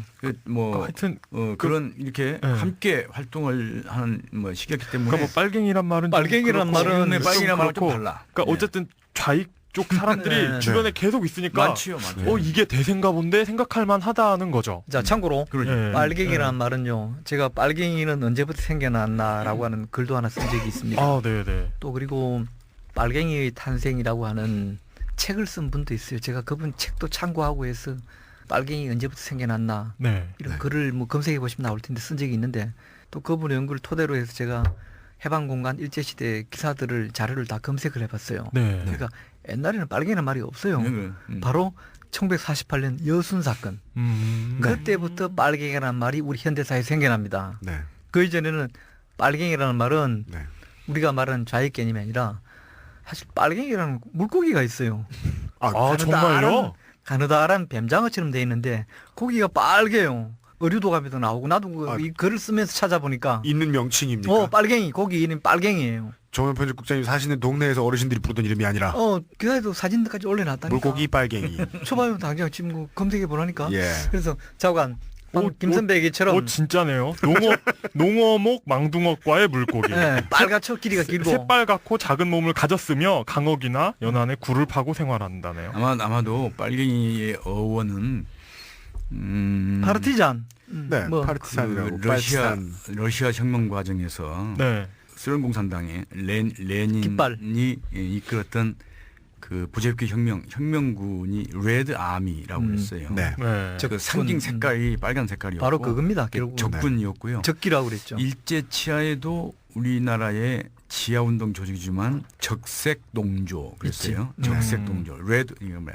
이 미국의 한국학자들은 레드 유니언이라는 말을 쓰는 건데 네. 마지막 공산주의자들의 그 상징 색깔이 적색입니다. 그래서 자기들 그거를 뭐 적기가라는 노래도 있고, 네. 네. 뭐 적군 레드 아미 네. 뭐 이렇게 해서 공산주의자들을 지칭하는 게 빨갱이인데 네. 그거를 우리의 일종의 그 사회적인 이렇게 비난 용어로 쓰기 시작 유행된 거는 특무대와 경찰 지금으로 말하면 공안 당국이 이렇게 했을 것입니다. 그래서 이제 말하자면 반체제 반란 운동을 하고 이제 일으키니까 네. 그때의 그 남무당 계열 좌익 세력을 이 빨갱이라는 말로 이제 이게 그 한 말로 다 비하적으로 쓰기도 하고 그랬어요. 네. 다 포함된 것이죠. 조기 여강 농어목 알았어. 망둥어과 빨갱이 속 빨갱이. 나도 저걸 쓰면서 네. 빨갱이라는 말을 사전 같은데 검색해 보니까 네. 기다란 가로로 기다란 고기 사진 뜨는 거예요. 깜짝 놀랐어요. 이제 자꾸 그래서 네. 저도 궁금했습니다. 그 친일파라는 말도 제가 어원을 찾아봤어요. 언제부터 이 말이 쓰이기 시작했는가. 물론 우리가 구한말에 뭐 칠러파, 친미파, 친일파 이때부터도 말이 쓰이긴 했습니다만 이제 빨갱이란 말은 그때부터 쓰였다. 그걸 하나 이왕이면은 여순 사건 때부터. 예순 사건 이후부터 빨갱이라는 말이 우선 신문의 용어로 등장합니다. 네. 그 그래서 전에는 없어요. 중요한 거는 지금 우리가 얘기하는 빨갱이 이거는 굉장히 이제 뭐 그런 사회적인 비하적인 용어이고요. 중요한 거는 박정희가 국군 장교로서 조선 경비대 장교로서 네. 그때는 분명히 남로당이 불법화됐고 지하 폭력 혁명 단체였고 네. 조선 경비대가 하는 주 임무가 뭐냐? 자기들이 소탄 작전을 벌리는 대상이 어디냐? 남로당 계열 좌익 세력이었거든요. 그 사람들의 지하 운동과 반란 행위에 대해서 진압하는 역할을 했는데 말하자면 자기의 적진에 군사 프락치를 했다는 게 중요한 얘기입니다. 그렇죠. 뭐 빨갱이라는 말을 쓰기 전에 네. 자신의 임무를 저버리고 일종의 배임일 뿐만 아니라 그렇죠. 일종의 배반이지 않겠어요? 주 임무가 국군 장교로서 좌익 세력들의 반란을 진압하는 게 주 업무인데 그때 군경이 하는 일이. 네. 근데 그 주 임무를 저버리고 네. 적진에 프락치 역할을 했다는 게 네. 이게 문제이지요. 제가 두 분 말씀드리면서 사상 머릿속에 물음표가 떴던 것도 그겁니다. 칼 마르크스는 사상가입니다. 마르크스의 뭐 사상서를 읽을 수도 있고 프리드리히 엥겔스의 자본론을 읽을 수도 있습니다. 네. 어떤 사상이나 철학이나 뭐 이런 걸 지식으로서 누릴 자유는 누구나 있습니다. 그렇죠. 그리고 그것에 경도되어서 이것이 진리라고 믿으면 뭐 나는 좌익이다라고 말하고 다닐 수도 있습니다. 예. 그런데 왜 그걸 가지고 우리나라 말고 다른 나라에 이익이 되는 일을 대신 해주는가? 혹은 뭐 우리나라 군대를 데리고 다른 나라에 왜 넘어가는가? 아니죠. 나라도 아니잖아 거기. 예, 거기 왜 가나? 그건 다른 얘기잖아요. 묘청의 서경 뭐 그런 느낌이죠. 자 그러면은 박정희가 음. 김선배 얘기처럼 어느 시점부터는 이제 좌익 세력이 불법 단체가 되고 해서 이 법의 조치를 받게 되는데 그러면 아시다시피 박정희도 결국 그래서 붙잡혀 갔습니다. 네. 시점이 언제냐면은 1948년 10월 19일이 여순 사건 발생일입니다. 네. 여순 사건. 네. 그럼 그로부터 채 한 달도 안 되는 1948년 11월 11일. 뭐 요즘 말로 하면 그 뭡니까 빼빼로 데이입니까? 농민의 날입니다. 10일의 날. 그러네. 페브로 되어있네. 이날 김창룡의 특무대에 체포됩니다. 좌익 혐의로. 네. 체포돼 가지고 나중에는 서대문 형무소도 잠시 붙잡혀 가 있었어요. 네. 네. 박정희 서대문 형무소 그 구경을 한 사람입니다. 깜빵 구경을. 예. 네. 근데 이제 11월 11일 날 잡혀가는데 12월 말 한 달 좀 됐다가 풀려났어요. 근데 불구속 상태에서 재판을 받습니다. 네. 몸은 풀려났는데 무죄가 된 건 아니고 예. 네. 재판을 받죠. 재판을 받아서 그 이듬해 1949년 2월 8일 날 제1심에서 사형, 구형, 무기 언도, 무기 선고를 받았습니다. 네. 그리고 당시 소령 직책에서 파면됐고 월급 받는 것도 몰수됐고 그게 네. 이제 49년 2월 8일이고 금요 이게 몰수. 그 판결문 내용을 제가 옮기는 겁니다. 네. 파면이니까. 예, 소령 파면 금조 몰수 이렇게 나. 파면에 포함되는 예, 거예요. 예. 다 포함되죠. 그리고 그리고 이게 1심 판결이 이제 49년 2월 8일, 2월 8일 날 1심 받고 예. 예. 그로부터 한 두 달 보름 정도 뒤인 4월 18일 날 고등군법의 재심입니다. 재심에서 징역 10년으로 감형되고 무기에서 예. 예. 그 감형된 것이 형집행정지 그러니까 석방되는 거죠. 처음에 군 검찰이 구형을 했던 건 사형. 형을 이 정도 해달라고 했던 건 사형이었는데 예. 두 번의 재판 끝에 사형이 무기가 되고 무기가 10년이. 10년이 되고. 1심에서는 이제 판사는 무기를 징역을 선고했고 네. 2심에서 징역 10년으로 감형됐다가 이것이 징역 10년 감형과 동시에 형 집행정지 그러니까 몸이 풀려나 버리는 거죠. 석방되는 거죠. 석방되는 거죠. 쉽게 얘기하면요. 네.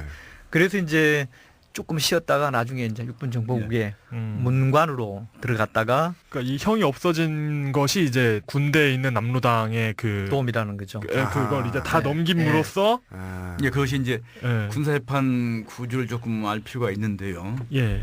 민간 법정처럼 네. 법정에서 재판정에서 이제 형을 1심, 2심, 3심 뭐 선고해버리면 그걸 확정되고 이제 대통령의 사회복권 그 아니면 안 되는 것인데요. 네, 네. 군사 재판은 재판정에서 형을 확정해도 2심으로 최고 지휘관의 관할권이라는 게 있어요. 네. 관할권이 얼마든지 감경할 수 있게 돼 있어요. 아. 그게 군사 법정, 군사법원의 그 특성 중에 하나인데 네.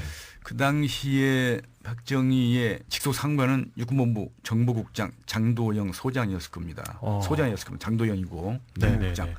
정부 소령이었다가 잡힌 것이고. 네. 나중에 백선엽이가 정보국장이 되고 그다음에 장기에는 그런데 그 위에 있는 그 선배 군 수뇌부가 정일권, 백선엽, 최경록 뭐 이런 분들이었는데 이영준, 뭐 네. 원용덕 이영준 뭐 이런 이 군 수뇌부들이 전부 다 어떤 배경입니까? 박정희의 일본 육사 선배들이에요. 일본군 출신들이 네. 군 수뇌부를 다 장악하고 있었어요. 예. 아. 그 배경은 지난번에 잠깐 이제 네, 말씀드렸는데 지난해에 나왔죠. 그러니까 이승만이 광복군계, 중국계, 중국 출신들을 다 군에서 거세하면서 네. 그 자리에다가 일본군계를 다 중용해서 그렇게 됐고 그 일본군계 출신들이 마침 박정희 구명 운동을 벌리는 겁니다. 그 앞장선 게 장도영이었고요. 근데 그 근거로 제시한 게 뭐냐면 이 사람은 어떻게 해서 남문당이 연루돼서 했는데 네. 결국은 군대 내에 있는 좌익 남문당 프락치 조직을 진술서를 통해 이렇게 밝혔기 때문에 상당히 도움을 준 것이다 하는 걸 근거로 해서 네. 구명운동을 벌였고 네. 그게 받아들여져서 결국 나중에 석방되는 것이죠. 그러니까 나쁘게 말하면 역시 그것도 뭐 나쁘다고 그러지만 네. 남무당이 나빴지만 하여간 자기 조직을 또 한 번 팔아먹었군요. 네, 그렇게 해서 이제 그걸 근거로 해서 구명을 시켰다는 것이죠. 그러니까 그냥 사람 심리에 대해서 안 좋은 소설을 쓰는 습관이 있습니다. 그냥 소설을 쓰자면 군대에 들어가 보니 광복 후에 군대에 들어가 보니 이 좌파가 대세인 거죠. 그래서 대세라서 대세를 따랐는데 이게 또 시간이 지나가지고 흘러가는 걸 보니까 내 주변에서만 대세였던 거죠. 그래가지고 아 이거 빨리 털고 진짜 대세에 붙어야지 라고 생각하지 않았을까요? 그 시대에 또 그렇게 볼 수 있는 측면도 있죠. 오늘 제가 이제 제 뭐 몇 년 전에 냈던 실록 군인 박정희라는 책을 가지고 왔습니다. 네. 이 가져온 이유는 이 한 대목을 제가 청취자 여러분에게 좀 리얼하게 책 내용대로 읽어드리고자 네. 이걸 가져왔는데요. 박정희가 그냥 막연하게 뭐 자기 조직원들을 불었다. 네. 뭐 그렇게는 대충 알고 있지 않습니까, 김 선배, 그죠? 네. 그럼 그 리얼한 내용을 제가 전해드릴게요. 네. 근데 이거는 제가 쓴 소설이 아니고요. 초대 공화당 의장, 공군 참모총장, 국방부 장관을 지낸 김정열 씨가 네. 지난 93년에 쓴 회고록에 나와 있습니다. 이 사람이 이제 김정열 회고록이라는 책이 있는데요. 이 김정열 전 총리는 일본 육사 54기, 그러니까 박정희 3년 선배입니다. 네. 이 양반이 1949년 2월, 제가 49년 2월이라 그러면 지금 박정희가 2월 8일 날 1심 재판을 받았습니다. 네. 박정희가 이제 갇혀 있던 시절입니다. 이 무렵에 보면 초창기에는 충무로 입구에 명동에 있던 헌병대 유치장에 있던 시절입니다. 나중에 이제 서대문으로 옮겨지는데 네. 막 그 무렵 전후 작은 고식인데 박정희가 뭐 저 감방에 오래 있지는 않았으니까요. 이 양반 회고록 이런 대목이 나옵니다. 한번 들어보십시오. 리얼하게 읽어드릴게요. 네. 1949년 2월 육군 항공사관학교가 창설되고 내가 교장으로 부임해서 지금으로 하면 공군사관학교입니다. 네. 공사의 전신. 부임해서 얼마 되지 않았을 때였다. 1949년 2월이라고 했습니다. 어느 날 밤 관사 문을 요란히 두드리길래 나가봤더니 직속 부하인 박원석 교수부장, 나중에 이 사람이 공군 참모총장을 지냅니다. 박원석도. 네. 교수부장이 건장한 장정 서너 명에게 둘러싸여 저는 잘못이 없습니다 라며 울부짖고 있었다. 경위를 알아보니 숙군 수사팀에서 그를 빨갱이라 하여 체포하러 왔었다. 숙군? 예, 숙군. 이제 군대를 숙청하는 거죠. 좌익 군대를 숙청하는 것을 줄여서 숙군이라고 표현합니다. 참고로 이 책은 김정열 회고록의 일부를 제가 읽어드리고 있습니다. 예. 이튿날, 그날 밤에 이제 그렇게 잡으러 왔고, 네. 이튿날 김정열은 항공사관학교 안에 있는 관사에서 교장이니까 살고 있었습니다. 예. 자, 이튿날 수사팀이 일러준 명동 수사대 건물, 아까 제가 했던 김창룡 그 헌병대입니다. 명동 수사대 건물로 갔더니 김창룡 소령이 웬만한 사람의 키보다 큰 차트를 펼쳐 보였다. 알고 보니 그게 바로 남로당 군사 조직표였는데 박원석, 방금 자기 밑에 있는 그 육군 항공사관학교 교수부장, 나중에 공군 참모총장 지낸 이 박원석 대위는 맨 하단에 이름이 올라 있고 그 위에 박정희 소령이 이름이 적혀 있었다. 그러니까 이 조직도 차트를 이 김정열 전 총리가 명동에 있는 헌병대에 가서 본 겁니다. 이렇게. 예. 그러니까 이게 말로만 지내는 게 아니라 국무총리를 지낸 사람의 정언에 이렇게 회고록에 나와 있는 내용을 제가 지금 읽어드리고 있습니다.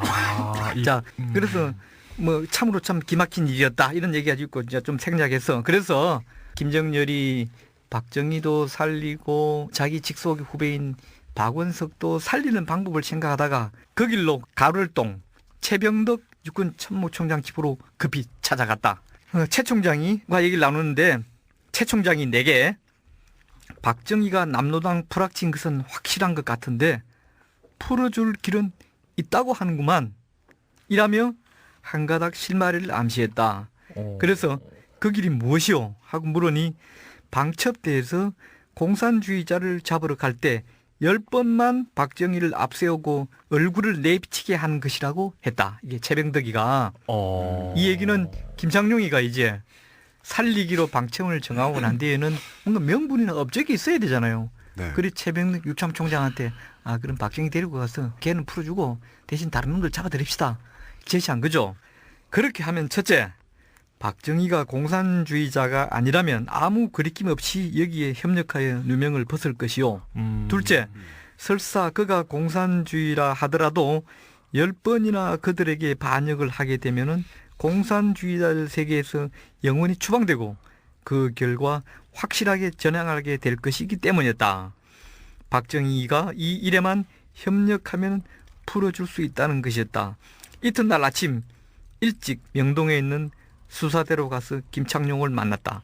김창룡한테 그래 박정희 소령이 무엇이라 하오? 뭐라 합니까? 물으니까 협력하겠다고 합니다. 김창룡이가 대답을 한 거예요. 네.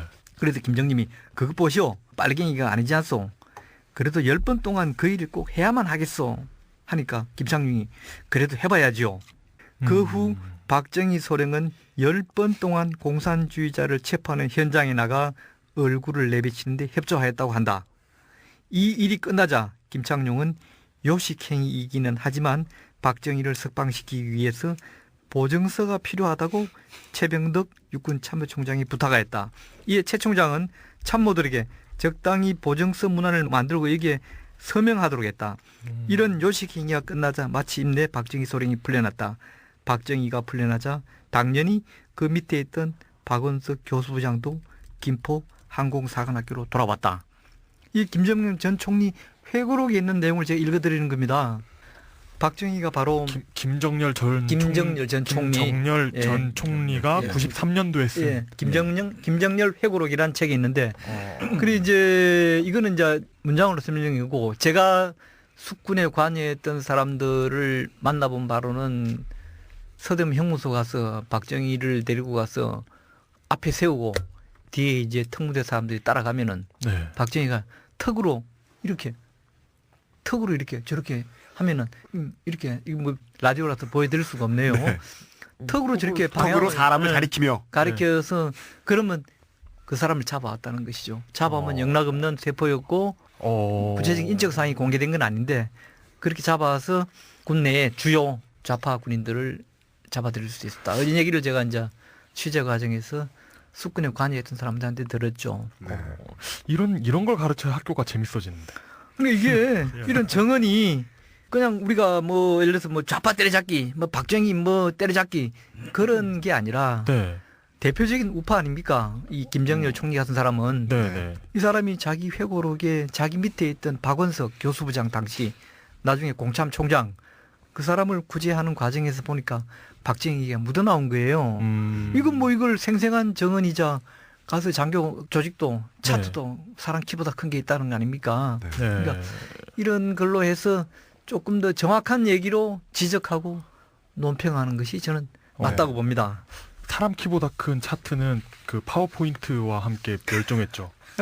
글씨가 커서 사람 키만 했던 게 아니고 네. 사람이 너무 많아서. 그렇죠. 아, 조직도가 예. 길었다는 얘기죠. 예. 예. 가끔씩 NG 컷이 저희들 방송에 들어오기도 합니다만은. 예, 전 깜짝 놀랐어요. 그 학령 얘기한 거. 예, 저희들은 그렇죠. 그래도 예, 아무리 그래도 그 박정희 소백과 사전에 나와주시는 두 분께서는 네. 마이크 꺼져 있다는 느낌이 든다고 해서 막 상소리가 나오고 이러지 않으시기 때문에 절대로 아, 예. 예, 큰 걱정하실 일 없다. 평소 언어 생활과 이렇게 우리는 뭐 홍어 뭐 이런 건 얘기 안 합니다. 아유, 네, 기품 있으시기 예. 재미없구로. 예, 그래도 어류, 빨갱이란 어류가 나왔죠. 오해는 홍어가 나오고. 네, 빨갱이 목 빨갱이가에 빨갱이 얘기했고. 빨갱이 그- 속, 빨갱이 속. 네, 저희들은 이 자리에서 좌와 우의 뭐 사상 차이라든가 뭐 서로 이해할 법하다 이런 이야기를 설파할 시간도 없고 그럴 이유도 딱히 없습니다. 다만 알려드리고 싶은 건 여전히 똑같습니다. 데이터죠. 제가 알고 있는 데이터 중에 네. 이런 게 있습니다. 그 박정희가 한국군에서 저는 언젠지 정확히 제가 그렇게 정확하지는 못합니다. 네. 공부를 똑바로 못했습니다. 그런데 그 미국군의 고문관 그 이 한국말로 놀리는 고문관이 아니고요. 미군 고문관하고 되게 미군에서 적응 못하는 그 사람인 것 같아요. 미군 고문관. 예, 미군 고문관하고 예. 말다툼을 박정희가 한 적이 있다고 하죠. 그런데 이 화가 나서 네. 서로 못 알아듣는다고 확신을 가진 채로 미국 놈이 뭘 감나라 배나라냐 이런 식의 예. 멘트를 날립니다. 여기서 다른 문장은 중요하지 않고 다른 문장 하나도 중요하지 않고 중요한 단어는 미국 놈이었습니다. 예. 예, 이 미국군이 이걸 알아들었거나 어감으로 대충 때려잡은 모양입니다. 예. 그래서 부대 주변에 있는 다른 한국군들에게도 물어보고 해서 이거 문제가 되지 않느냐? 문책 사항 아니냐? 예. 난리를 쳤는데 뭐 이렇게 위쪽에서 말려가지고 조용조용히 넘어갔다는 이야기가 있는데 네. 지금 한국인들이 무엇을 싫어하고 무엇을 좋아하는지는 관계가 딱히 없습니다. 예를 들어 미국에서도 조셉 메카시의 발호 이전에는 사람들이 커뮤니즘, 공산주의에 대한 공포 그리고 이 사람을 뭐 적으로 모으는 그 정도의 상황은 없었거든요. 모든 게 그 뒤에 일어난 한국도 마찬가지입니다. 이 좌도 있고 우도 있고 함께 중도를 이야기해보자라고 말을 하던 시대도 있었습니다. 네. 그 시대의 데이터를 전해드리는 겁니다. 그때의 데이터 속에서 그 시대를 살았던 박정희의 행적을 돌아봤더니 살짝 제가 한마디 소개해드린 반미가 있네요. 반미. 네. 그리고 매우 길게 말씀드릴 수 있는 좌익의 행적이 오늘 나왔습니다. 네. 유신헌법 좋아하시는 분들 많이 계시죠. 좋아하는 사람들도 예. 있을 거예요. 예. 뭐 근데 얘기 해주세요, 김선배가 잠깐. 근데 그다음 내가 할 얘기 근데 있으니까. 5회 내용에 그게 나오죠. 유신헌법에 연좌제가 있습니다. 그 얘기 좀 해야 예, 되겠죠. 장을 하시죠. 연좌제에 따르면 그 음. 박근혜 후보는 당선이 안 되죠. 유신헌법에 따르면. 그러니까 예. 우선 반미주의, 반미에 대해서 얘기하면 미군 장성들 웬만한 장교들은 박정희가 일본군 장교라는 걸 다 알죠. 아유 알겠죠. 2차 대전 때 자기들의 적군이었다는 걸 아는 것입니다. 아 미군과 일본군은 2차 대전 때 적군이야. 적군 출신 장교야. 미군한테는 또 그런 정서가 있겠네요. 물론이죠. 아. 그리고 나중에 보면 또 한국군인데 예. 미군정에서 불법화시키고 그 진압 대상인 남부당의 군사 프락치야. 네. 또 다시 이제 적이 된 거야. 일본군도 적군이죠. 네. 남부당 군사 프락치에 또 적이 됐죠. 그렇죠. 그러니까 좋을 리가 없는 것인데 네. 5.16 쿠데타 때에 이제 이렇게 놓고 장두영 육참 총장실에서 가니까 네. 미군 이제 군사 고문이 와요. 네. 그래서 이제 뭐라고 군사 고문이 당신이 제네랄 박 장군이냐, 군사 쿠데타의 그 주모자이냐 하고 하니까 말하자면 이건 당신들이 관여할 일이 아니요. 예. 그건 딱 이제 위면하고 일체 대꾸를 안 하는 거죠. 네. 그런 장면이 또 하나 있고 하나 또 중요한 거는 1979년 11.6 네. 계획이 원인 중에 하나가 미국과의 갈등이라고 그랬잖아요. 네. 그 김재규 중정부장이 큰일 났구나. 국가안보에 진짜 이거 위기가 왔구나. 말하면 한반도 이렇게 되면 남한은 태평양 상에 인력 편주밖에 안 되는데 네네네. 미국 이렇게 하면 하는 그 배경이 뭐냐면 박정희한테 체제를 완화해야 된다. 민주 헌정을 회복해야 된다. 인권 탄압 안 된다 하고 계속 건의하면서 뭐라고 했냐면 김재규가 이거 미국 쪽의 요구입니다. 이거 하지 않으면 미국 쪽에 돌아섭니다. 그렇게 얘기하니까 뭐라고 했느냐 그러면 미국 놈들 갈 테면 가라고 그래 하고 내뱉었다는 거죠. 그걸 두고 김정희가 야 이거 큰일 났구나 하고 이제 결심을 한 것이고요. 말하자면 반미라고 그래서 민족주의는 아니죠. 네, 그렇죠. 반미가 다 민족주의입니까? 그거는 아니죠. 어떻게 보면 일본군 장교로서 네. 남분당 군사 프락치로서 그리고 이제 79년 그때는 자기가 가고 싶은 종신 집권의 길을 막는 미국에 대한 감정으로서 표출한 것이지 네. 그것이 민족주의자는 아니라고 보고요. 그다음에 또 그렇죠. 연좌제의 문제. 그 박정희의 좌익 연루가 나중에 대통령 선거에서 그 이슈가 돼요. 63년 63년. 5대 대통령 선거 네, 윤보선하고 그게, 민정이양 이른바 뭐 그 가짜의 민정이양한 뒤에 네. 윤무선 야당 후보 맞붙게 되는 것인데 윤무선 후보가 박정희 공화당 후보의 좌익 전력을 이제 문제 문제화하는 삼습니다. 거예요. 근데 결과는 어떻게 되느냐? 당시 한국 국민들 유권자들은 박정희 좌익 전력에 대해서 문제 삼지 않았어요. 영향받지 않았어. 그때만 해도 선거 변수는 뭐 이른바 여촌야도였어요. 여촌야도. 여촌야도. 그러니까 공화당은 군사 쿠데타 세력은 농촌 지역에서 대폭 지지를 받았고 네. 그때만 해도 초기만 해도 영우남 지역 감정도 없었어요. 공통적으로 호남에서 농촌에서 많이 밀어줬어요. 네. 호남에서도. 농촌이 지금 많지 않습니까 호남에? 근데 농촌 지역에서 무조건 공화당 박정희 후보를 많이 찍었고 네. 네. 서울, 부산, 대구 여기 이쪽 대도시 광주, 대전 이쪽 대도시에서는 네. 윤무선을 많이 밀었는데 네. 윤무선 그 야당 후보가 제기한 박정희의 빨갱이 경력, 좌익 연루 경력은 크게 변수가 되지 영향의 변수가 되지 않았던 걸로 드러났습니다. 이제 그럼에도 불구하고 그 뒤에 네. 정권을 잡은 대통령이 된 박정희는 아주 강경한 반공주의자, 좌익 척결주의자가 돼가지고 네. 바로 연좌제를 공식 채택하는 것이지요. 네. 5.16 군사 쿠데타 일으키자마자 연좌제에 의한 네. 공무원들 연좌제에 걸 본인이 좌익 경력이 없다 하더라도 가족 중에 예. 좌익 연루된 사람이 있으면 전부 다 색출해서 다 강제 공직 추방. 강제 해직시킨 겁니다. 오. 사표를 다 박은 겁니다. 그 연좌제라는 게 아직도 있죠. 이 지금도 있는 저는 연좌제에 저희 가족도 피해를 봤기 때문에 정말 이거는 문명 사회, 문명 국가에서는 있어서는 안 될 일입니다. 본인의 행위에 대해서 본인이 책임질 일이지 네. 본인의 아버지, 본인의 무슨 삼촌이 뭐 했다고 해서 그 후대가 책임져야 될 일은 아니잖아요. 그래서 저는 그렇죠.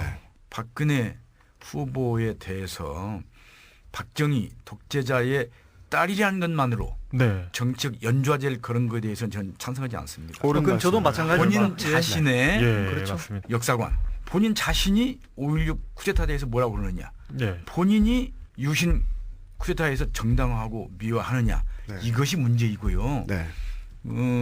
인혁당 사건에 대해서 어떻게 얘기하느냐, 본인의 역사관이 문제입니다. 또 아버지 정권 시절에 강탈한 정수장학회에 그 이사장을 10년 하면서 네.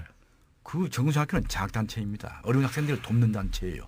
그러면 그 이사장은 무보수로 명예직으로 봉사해야 되지 않겠어요? 어떻게 보면은 유력한 정치 지도자나 또는 경제인이 한다 그러면 자기 재산을 내놔가면서 해야 될 일인데 네. 거기서 10년 동안에 받은 연봉이 20억이 넘습니다.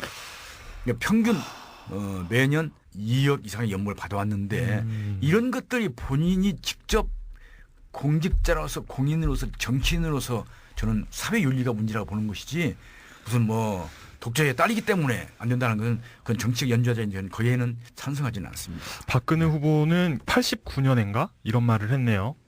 유신은 자주국방을 위한 것이었다. 이제 그런 것들이 문제이죠. 네. 예. 또 하나 지속적으로 그 옹호하는 발언을 해요. 그러면서도 유신 전에 북에 2번이나 알려줬다는 거 아닙니까? 그게 그 말이 되는 얘기예요? 그거 국방이란 완전 그럼 군사 기밀 누설이네. 안 그래요? 이거 뭐라고 해야 되나? 말로 할 것도 없고요. 예. 자, 그 좌익 얘기를 서서히 마무리를 지어가야 할 텐데 두 가지는 제가 이제 언급을 해야 되겠네요. 이런 자리를 빌어서. 네. 예. 첫째, 아까 말씀드린 대로 그렇게 이제 군부의 남로당 인맥들 다 불고 그 공로로 자기는 이제 구명됐지 않습니까? 네. 거의 그렇죠. 그 정도의 중범이 네. 목숨을 구한 예는 없습니다. 아까 얘기한 대로 제가 이름 들어줬던 일본 육사 또는 만주 군관학교 선후배들 그 당시 초기의 장교들 전부 처형됐습니다. 네. 다 네. 그 처형된 박정희 살아남았고요. 물론 박정희는 이제 그의 능력을 높이 산 선배들 또 개인적인 친분 주로 이제 만주군 일본군 인맥들이긴 한데 이런저런 개인적으로 보면 행운이죠. 살아남은 것도 어찌 보면은. 자, 그 이후에 박정희는 승승장구했습니다. 네. 그걸 좀 제가 간단히 얘기할게요. 풀려나고 난 뒤에 그러니까 49년 4월 18일 고등군법에 의해서 형집행 경기로 풀려나고 뒤에 그 이듬해 6월 25일 날 한국전쟁이 나지 않습니까? 네. 지난번 우리 2회 때 김 선배가 그런 걸 설명하신 걸 어제 제가 방송을 통해 들었는데요. 네. 한국전쟁이 친일 또는 좌익 전력이 있는 군인들한테 전력을 세탁시키는 좋은 기회였습니다. 그랬죠. 네. 커리어를 예. 세탁했다. 바로 이걸. 박정희도 한국전쟁이 발발한 그 다음 달인 50년 7월에 육군 소령으로 먼데 복귀합니다. 아까 그런- 소령 파면됐죠? 그러니까 예. 그 실형을 사는 대신에 실형을 사는 대신 다 이를 파면되고 급료를 몰수당하고 이랬는데 결과적으로는 박정희에게 다행히 그렇죠. 전쟁이 일어난 네, 것이 전쟁이 일어났죠. 결과적으로 네. 그래서 육본 정보국 전투정보과장으로 보임합니다. 네. 그래서 이제 한국전쟁의 이제 일원으로 참여하고요. 50년 한국전쟁 그해 12월에 대구에서 이제 유경수와 결혼을 합니다. 12월에 하는데 11월에는 네. 전 부인과는 협의 이혼을 합니다. 전 부인이 김호남 씨죠. 이 전 부인과 사이에서 난 딸이 박재옥이라고 네. 한병기 박정희 전속 부관 출신입니다. 네. 한병기 나중에 유엔 대사까지 지내죠. 한병기 씨와 결혼을 합니다. 자, 그래서 그러면 유경수하고 결혼하고 52년 2월에 이제 박근혜가 태어나죠. 근데 그 이현란 씨는 그러면 그 김호남 씨와 유경수 그 사이입니다. 우리 그 얘기 할 시간 많아요, 나중에. 예, 나중에 예. 해도 되고요. 그 예, 일반 예, 예. 왜냐면 너무 청취자들은 많거든. 그게 누군지 모르니까 다음에 얘기를 네, 네, 하고요. 네, 네, 네. 다음에 기회가 있으니까. 52년 2월에 박근혜가 태어나고 그 이듬해 53년 11월에 박정희가 별을 답니다. 네.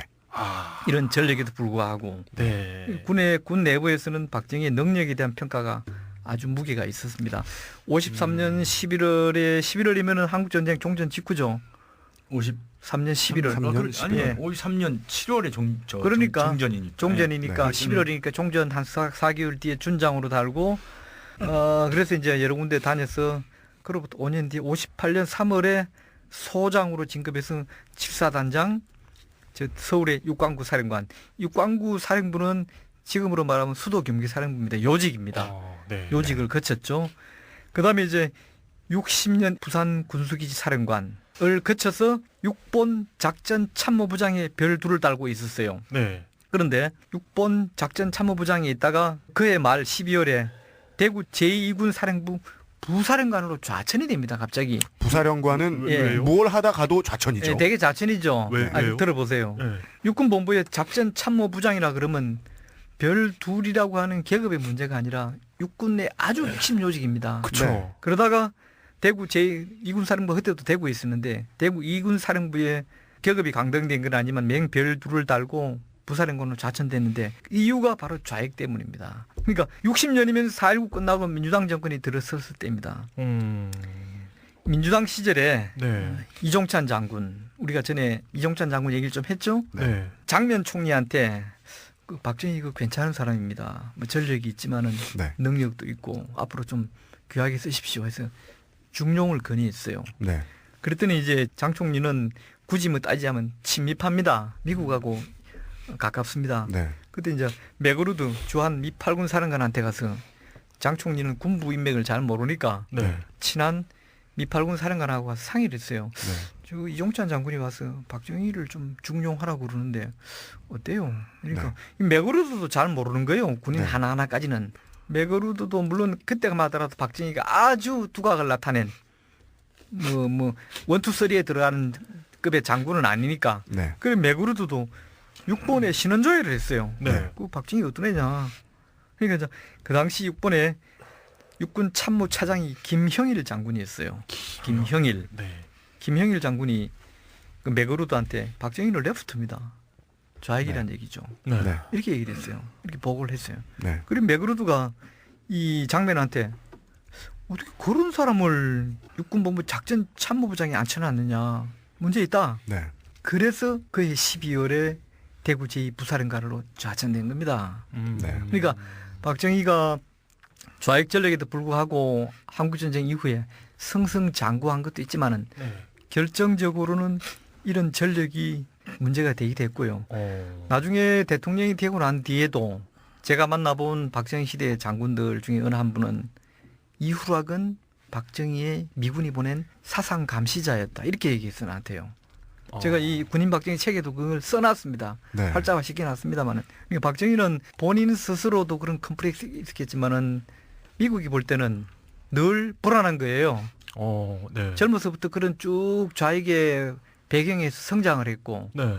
나중에 초임 장교 때는 깊이 관여돼 있고 또 그러면서 갑자기 이렇게 돌변도 하고 이러니까 저게 진짜로 바뀌었는 건지 어떤 뭐 자기 처세를 위해서 일시적으로 바뀐 건지 늘 좀 불안했던 것이죠. 그러니까 이후라기를 옆에 감시자로 사실은 앉혀놨다는 얘기를 제가 들은 바가 있습니다. 그래서 네. 박정희 그런 전력으로 인한 또 사례를 하나 소개하고요. 마지막으로 그게 제가 생각하기에 되게 씁쓸한 건 예. 뭐 좌익이 뭐 잘한 건지 못한 건지를 떠나서 이 사람의 경력에 방해가 된 친일 경력이 방해가 되지 않는다는 게 전 참 씁쓸하게 느껴집니다. 네, 지금 이제 뭐 박정희 군인과 좌익 함께 얘기하고 있는데 네. 박정희 군인 경력 중에서 이제 중요한 보직이 6.25 전쟁의 이제 덕택인지 그 끝난 뒤에 사단장을 한 거고요. 네. 그다음에 이제 군수기지 사령관 했고요. 군수기지 사령관 하다가 군본부의 작전참모부장. 네. 이게 매우 중요한 자리이거든요. 네. 박정희가 작전참모부장을 하게 된 거는 4.19 혁명의 덕분입니다. 4.19 혁명이 나자마자 군내에서도 일종의 군 정화운동이 벌어졌어요. 네. 648기생들 중심으로. 그때 이제 648기생 중령이 다수였고 한 7, 8명의 대령 일자 징집자가 있었는데 이 사람들은 윤관 숫자는 1350명이 되니까 이건 아주 기록적인 숫자인데 말하자면 인사, 진급과 보직에서 굉장히 장래가 불안한 사람들이었고 네. 그래서 군내의 숙정 운동을 어떻게 벌였느냐면 이승만 정권 때 3.15 부정선거 때 군내에 부정 투표가 많았거든요. 네. 그거에 군 수뇌부가 지휘관들이 책임져야 한다고 그막 하면서 이제 일종의 파악상 사건도 벌어지고 하는 것이죠. 사건. 그 4.19 혁명의 군 내부의 어떤 정화운동의 열기를 업고 네. 648기들이 추대한 자기들이 지도자 추대한 박정희 소장을 육군본부의 작전참모장으로 기용하는 것입니다. 네. 최경록 육참총장 때인데 그 학상 사건으로 최경록 육참총장의 전임 최영희 육참총장은 육참총장에서 물러나는 거고요. 그 후임으로 보면 최경록 육참총장이 말하자면 군내의 정화운동과 하학상 운동의 그 얘기를 들어서 648기생들의 얘기를 들어서 잠시 박정희 소장을 작전참모장이 기용을 하는데 네. 그 뒤에 보니까 이건 너무 좀 과도한 요구가 나오고 네. 좌익 연루된 것도 있고 네.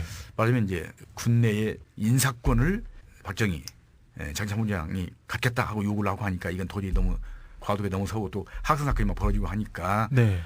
최경록 육참총장이 자기가 감당할 수 없고 하니까 일단 몇 달 만에 다시 또 이군 부사령관으로 좌천시키는 것입니다. 네, 그 얘기는 배경에 그런 게 있었고 네. 그래서 그때 메가루드한테 박정희는 레프트다라고 김형일 나중에 5.16 나고 난 뒤에 옷 벗습니다.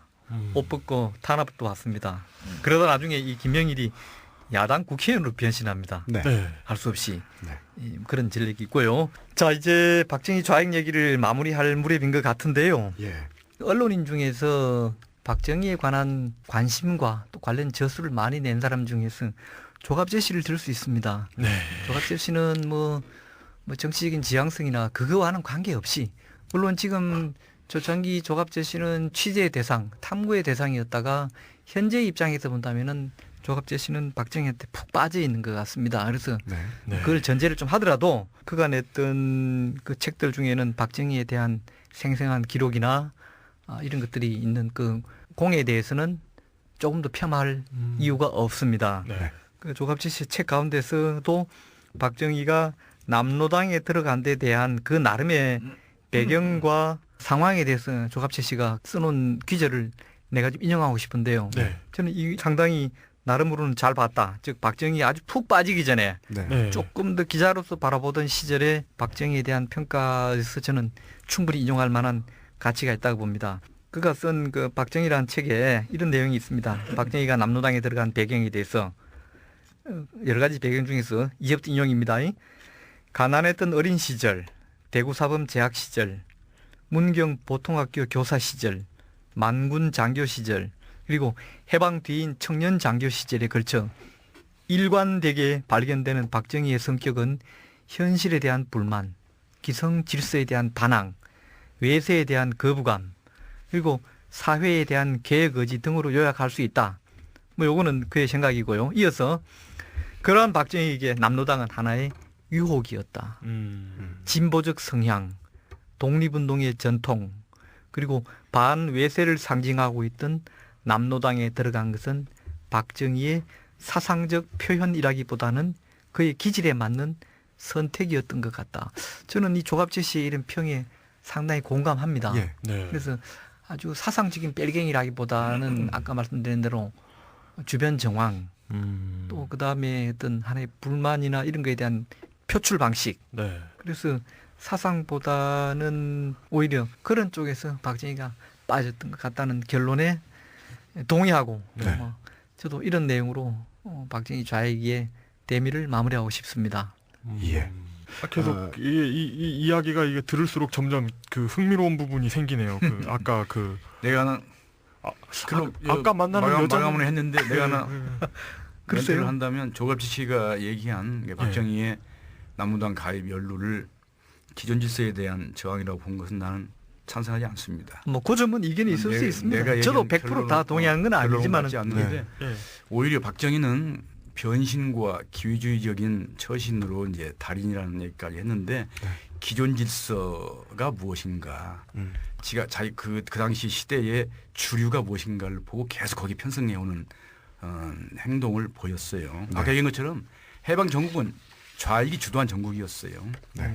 그 전에 물론 저 삼학교 때도 이제 자기 형의 친구들한테 영향을 어느 정도 받았지만 기존 질서에 대한 저항이라고 하면 군 내부에서 주류 장성의 반열에 못 올랐기 때문에 네. 예를 들면 자기 동기생인 이한림 장군과는 다르게 비주류, 물론 뭐 좌익형 때문에 그런 것도 있지만 이제 그때부터 기존 질서에 대한 일종의 반항 같은 걸로 군사 쿠데타를 계속 얘기했지 그것 때문에 좌익 연루나 남녀 가입했다고 나는 보지 않습니다. 그건 뭐 맞지 않는 분석이라고 나는 생각합니다. 네. 뭐 그 점은 또 그렇게 예. 평이 있을 수 있습니다. 예. 청취자 여러분 모두가 평가를 내려주실 수 있겠습니다. 충분한 데이터가 나왔다고 생각합니다. 열린 결말. 예, 열린 결말. 네. 그리고 기쁘게도 두 분들도 바쁘시고 저희도 방송을 만들어 본 지 오래 안 돼서 어설퍼서 그동안 제작 회의를 제대로 된 걸 한 번은 못했어요. 예. 다음에 뭘 할 건지를 청취자 여러분께 간략하게 예고해 드리죠. 네. 오늘 두 분 모셔 놓고 녹음 시작 전에 간단하게나마 어떻게 진행이 됐으면 좋을지에 대해서 얘기를 좀 서로 접수를 하고 네. 고견을 들었습니다. 첫 번째, 두 번째, 세 번째, 이제 네 번째 시간 이번 시간은 좌익 박정희에 대한 이야기를 했고 다음 시간에는 꼭 정치적인 코드일 이유는 없습니다. 주제어가 뭐 그렇죠. 그 사람의 매우 중요한 한 조각을 보여줄 수 있다면 다른 어떤 것이어도 좋죠. 그 중에 김재훈 교수님께서 턱하고 던져주셨던 단어는 바로 용인술이었습니다. 좀 근사한 말로 하면 리더십이라고 얘기할 수도 있는데 네. 그러나 리더십이라고 얘기할까지는 좀 너무 거창한 것 같고 또 허리에 맞지도 않을 것 같고 그 권력 정치를 적나라하게 보일 수 있는 게 용인술이라고 얘기할 수 있고요. 용인술, 사람을 쓰는 술. 네, 어떻게 보면 어떤 사람들은 박정희는 용인술의 달인이었다고 얘기하지만 네. 사실은 용인술에 실패했기 때문에 11.5 사건도 일어났고 네. 그 전에도 김영욱 중정부장이 전 중정부장이 해외 망명해서 또 여러 가지 문제를 일으키고 뭐 하지 않았습니까? 그래서 용인술이라는 말 쓰는 게 괜찮을 것 같습니다. 적합할 것 같습니다. 네. 우두머리가 된 다음에 뭐 결과론만 놓고 보면은 간단하게 말씀을 해주셨습니다. 하여간 자기가 부리던 사람의 손에 그렇죠. 목숨과 정권을 같이 내놓게 되었으니까. 그럼 실패네 결국은요. 실패로 갈 이야기겠지만 그 사이에는 또 자기 나름의 해석으로는 성공한 이유도 그 안에 있었을 겁니다. 그렇죠.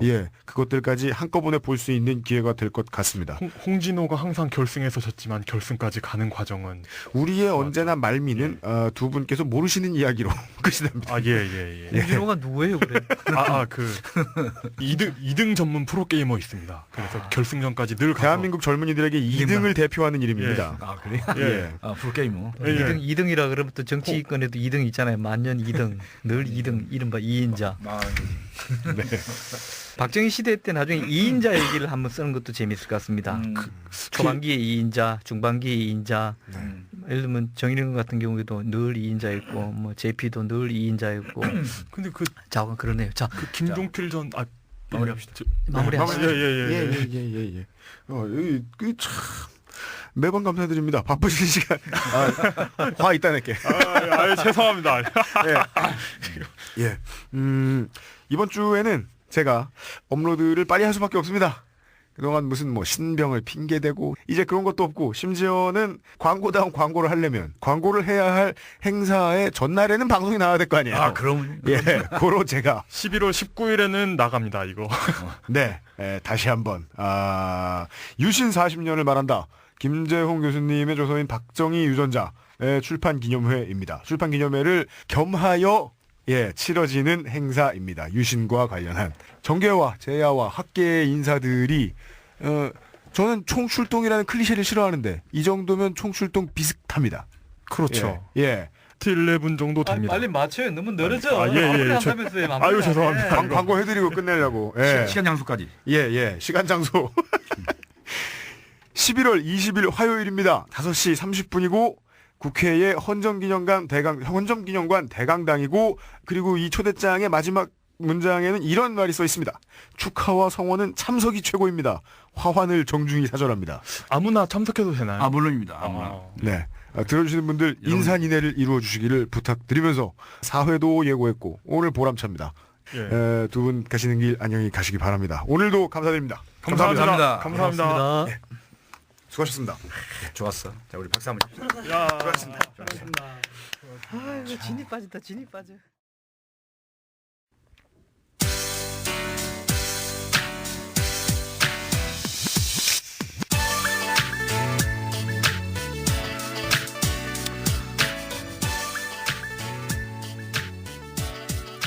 지금 같으면 한쪽 편에 누가 서고 반대쪽 편에 또 누구들이 서 있고 이런 식일 경우에 절대로 건널 수 없는 강에서 서로 왈왈 짓는 것 같은 느낌의 태제들이 몇 가지 있습니다.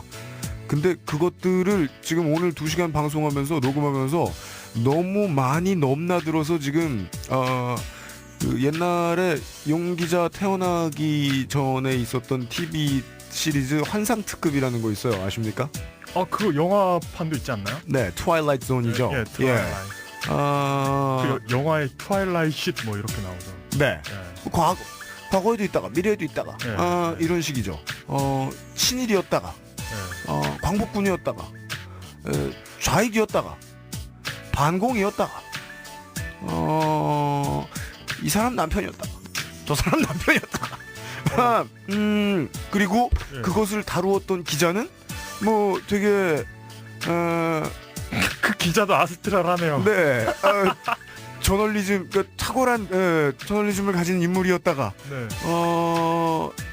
갑자기 언터처블한 놀라운 캐릭터 NPC가 됐다가 한자 병용 트위터러가 됐다가 물뚱님과 이렇게 대척점을 이루죠. 그렇죠. 네. 마치 뭐 기아 팬들과 롯데 팬들이 인신공격과 지역주의를 이야기하면서 서로 싸우다가 네. 막상 이 팀의 선수들이 뭐 서로 친하다거나 아니면 뭐 코칭 스태프나 선수들이 뭐 트레이드가 된다거나 하면 머쓱해지는 상황 뭐 이런 걸 보는 것 같습니다. 네. 여러분 편을 갈려서 누군가가 정치하는 사람들이 혹은 뭐 그 당시에 지도자들이 편을 갈라서 싸우잖아요. 그럼 제일 바보 같은 건 그 편에 동조해서 가장 열심히 싸워주는 사람들입니다. 가장 열심히 싸워주는 지지자입니다. 지지난주보다 더 과격하게 말씀을 드리죠. 열정적인 지지자는 다른 말로 호구입니다. 이용이 사랑하는 바로 그. 다음 주에도 박정희 소백과사전 끝날렘 멀었습니다. 한참 더 진행을 해드리겠습니다. 기술의 김태용, 진행의 이용윤 씨, 프로듀서 유엠 씨였습니다. 수고들 많으셨습니다. 이게 이번 주까지 제가 감기에 꼴꼴 앓느라고 이용 기자가 대신 많이 열심히 해줬습니다. 매우 고맙게 생각합니다.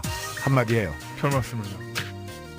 고맙습니다. 그죠? 예. 취소 그럼. 이 두 분 돌아가시고 이렇게 스튜디오에 둘만 얘기하고 있으니까 되게 이렇게 좋네요. 이걸 어떻게 수습해? 편집해야지.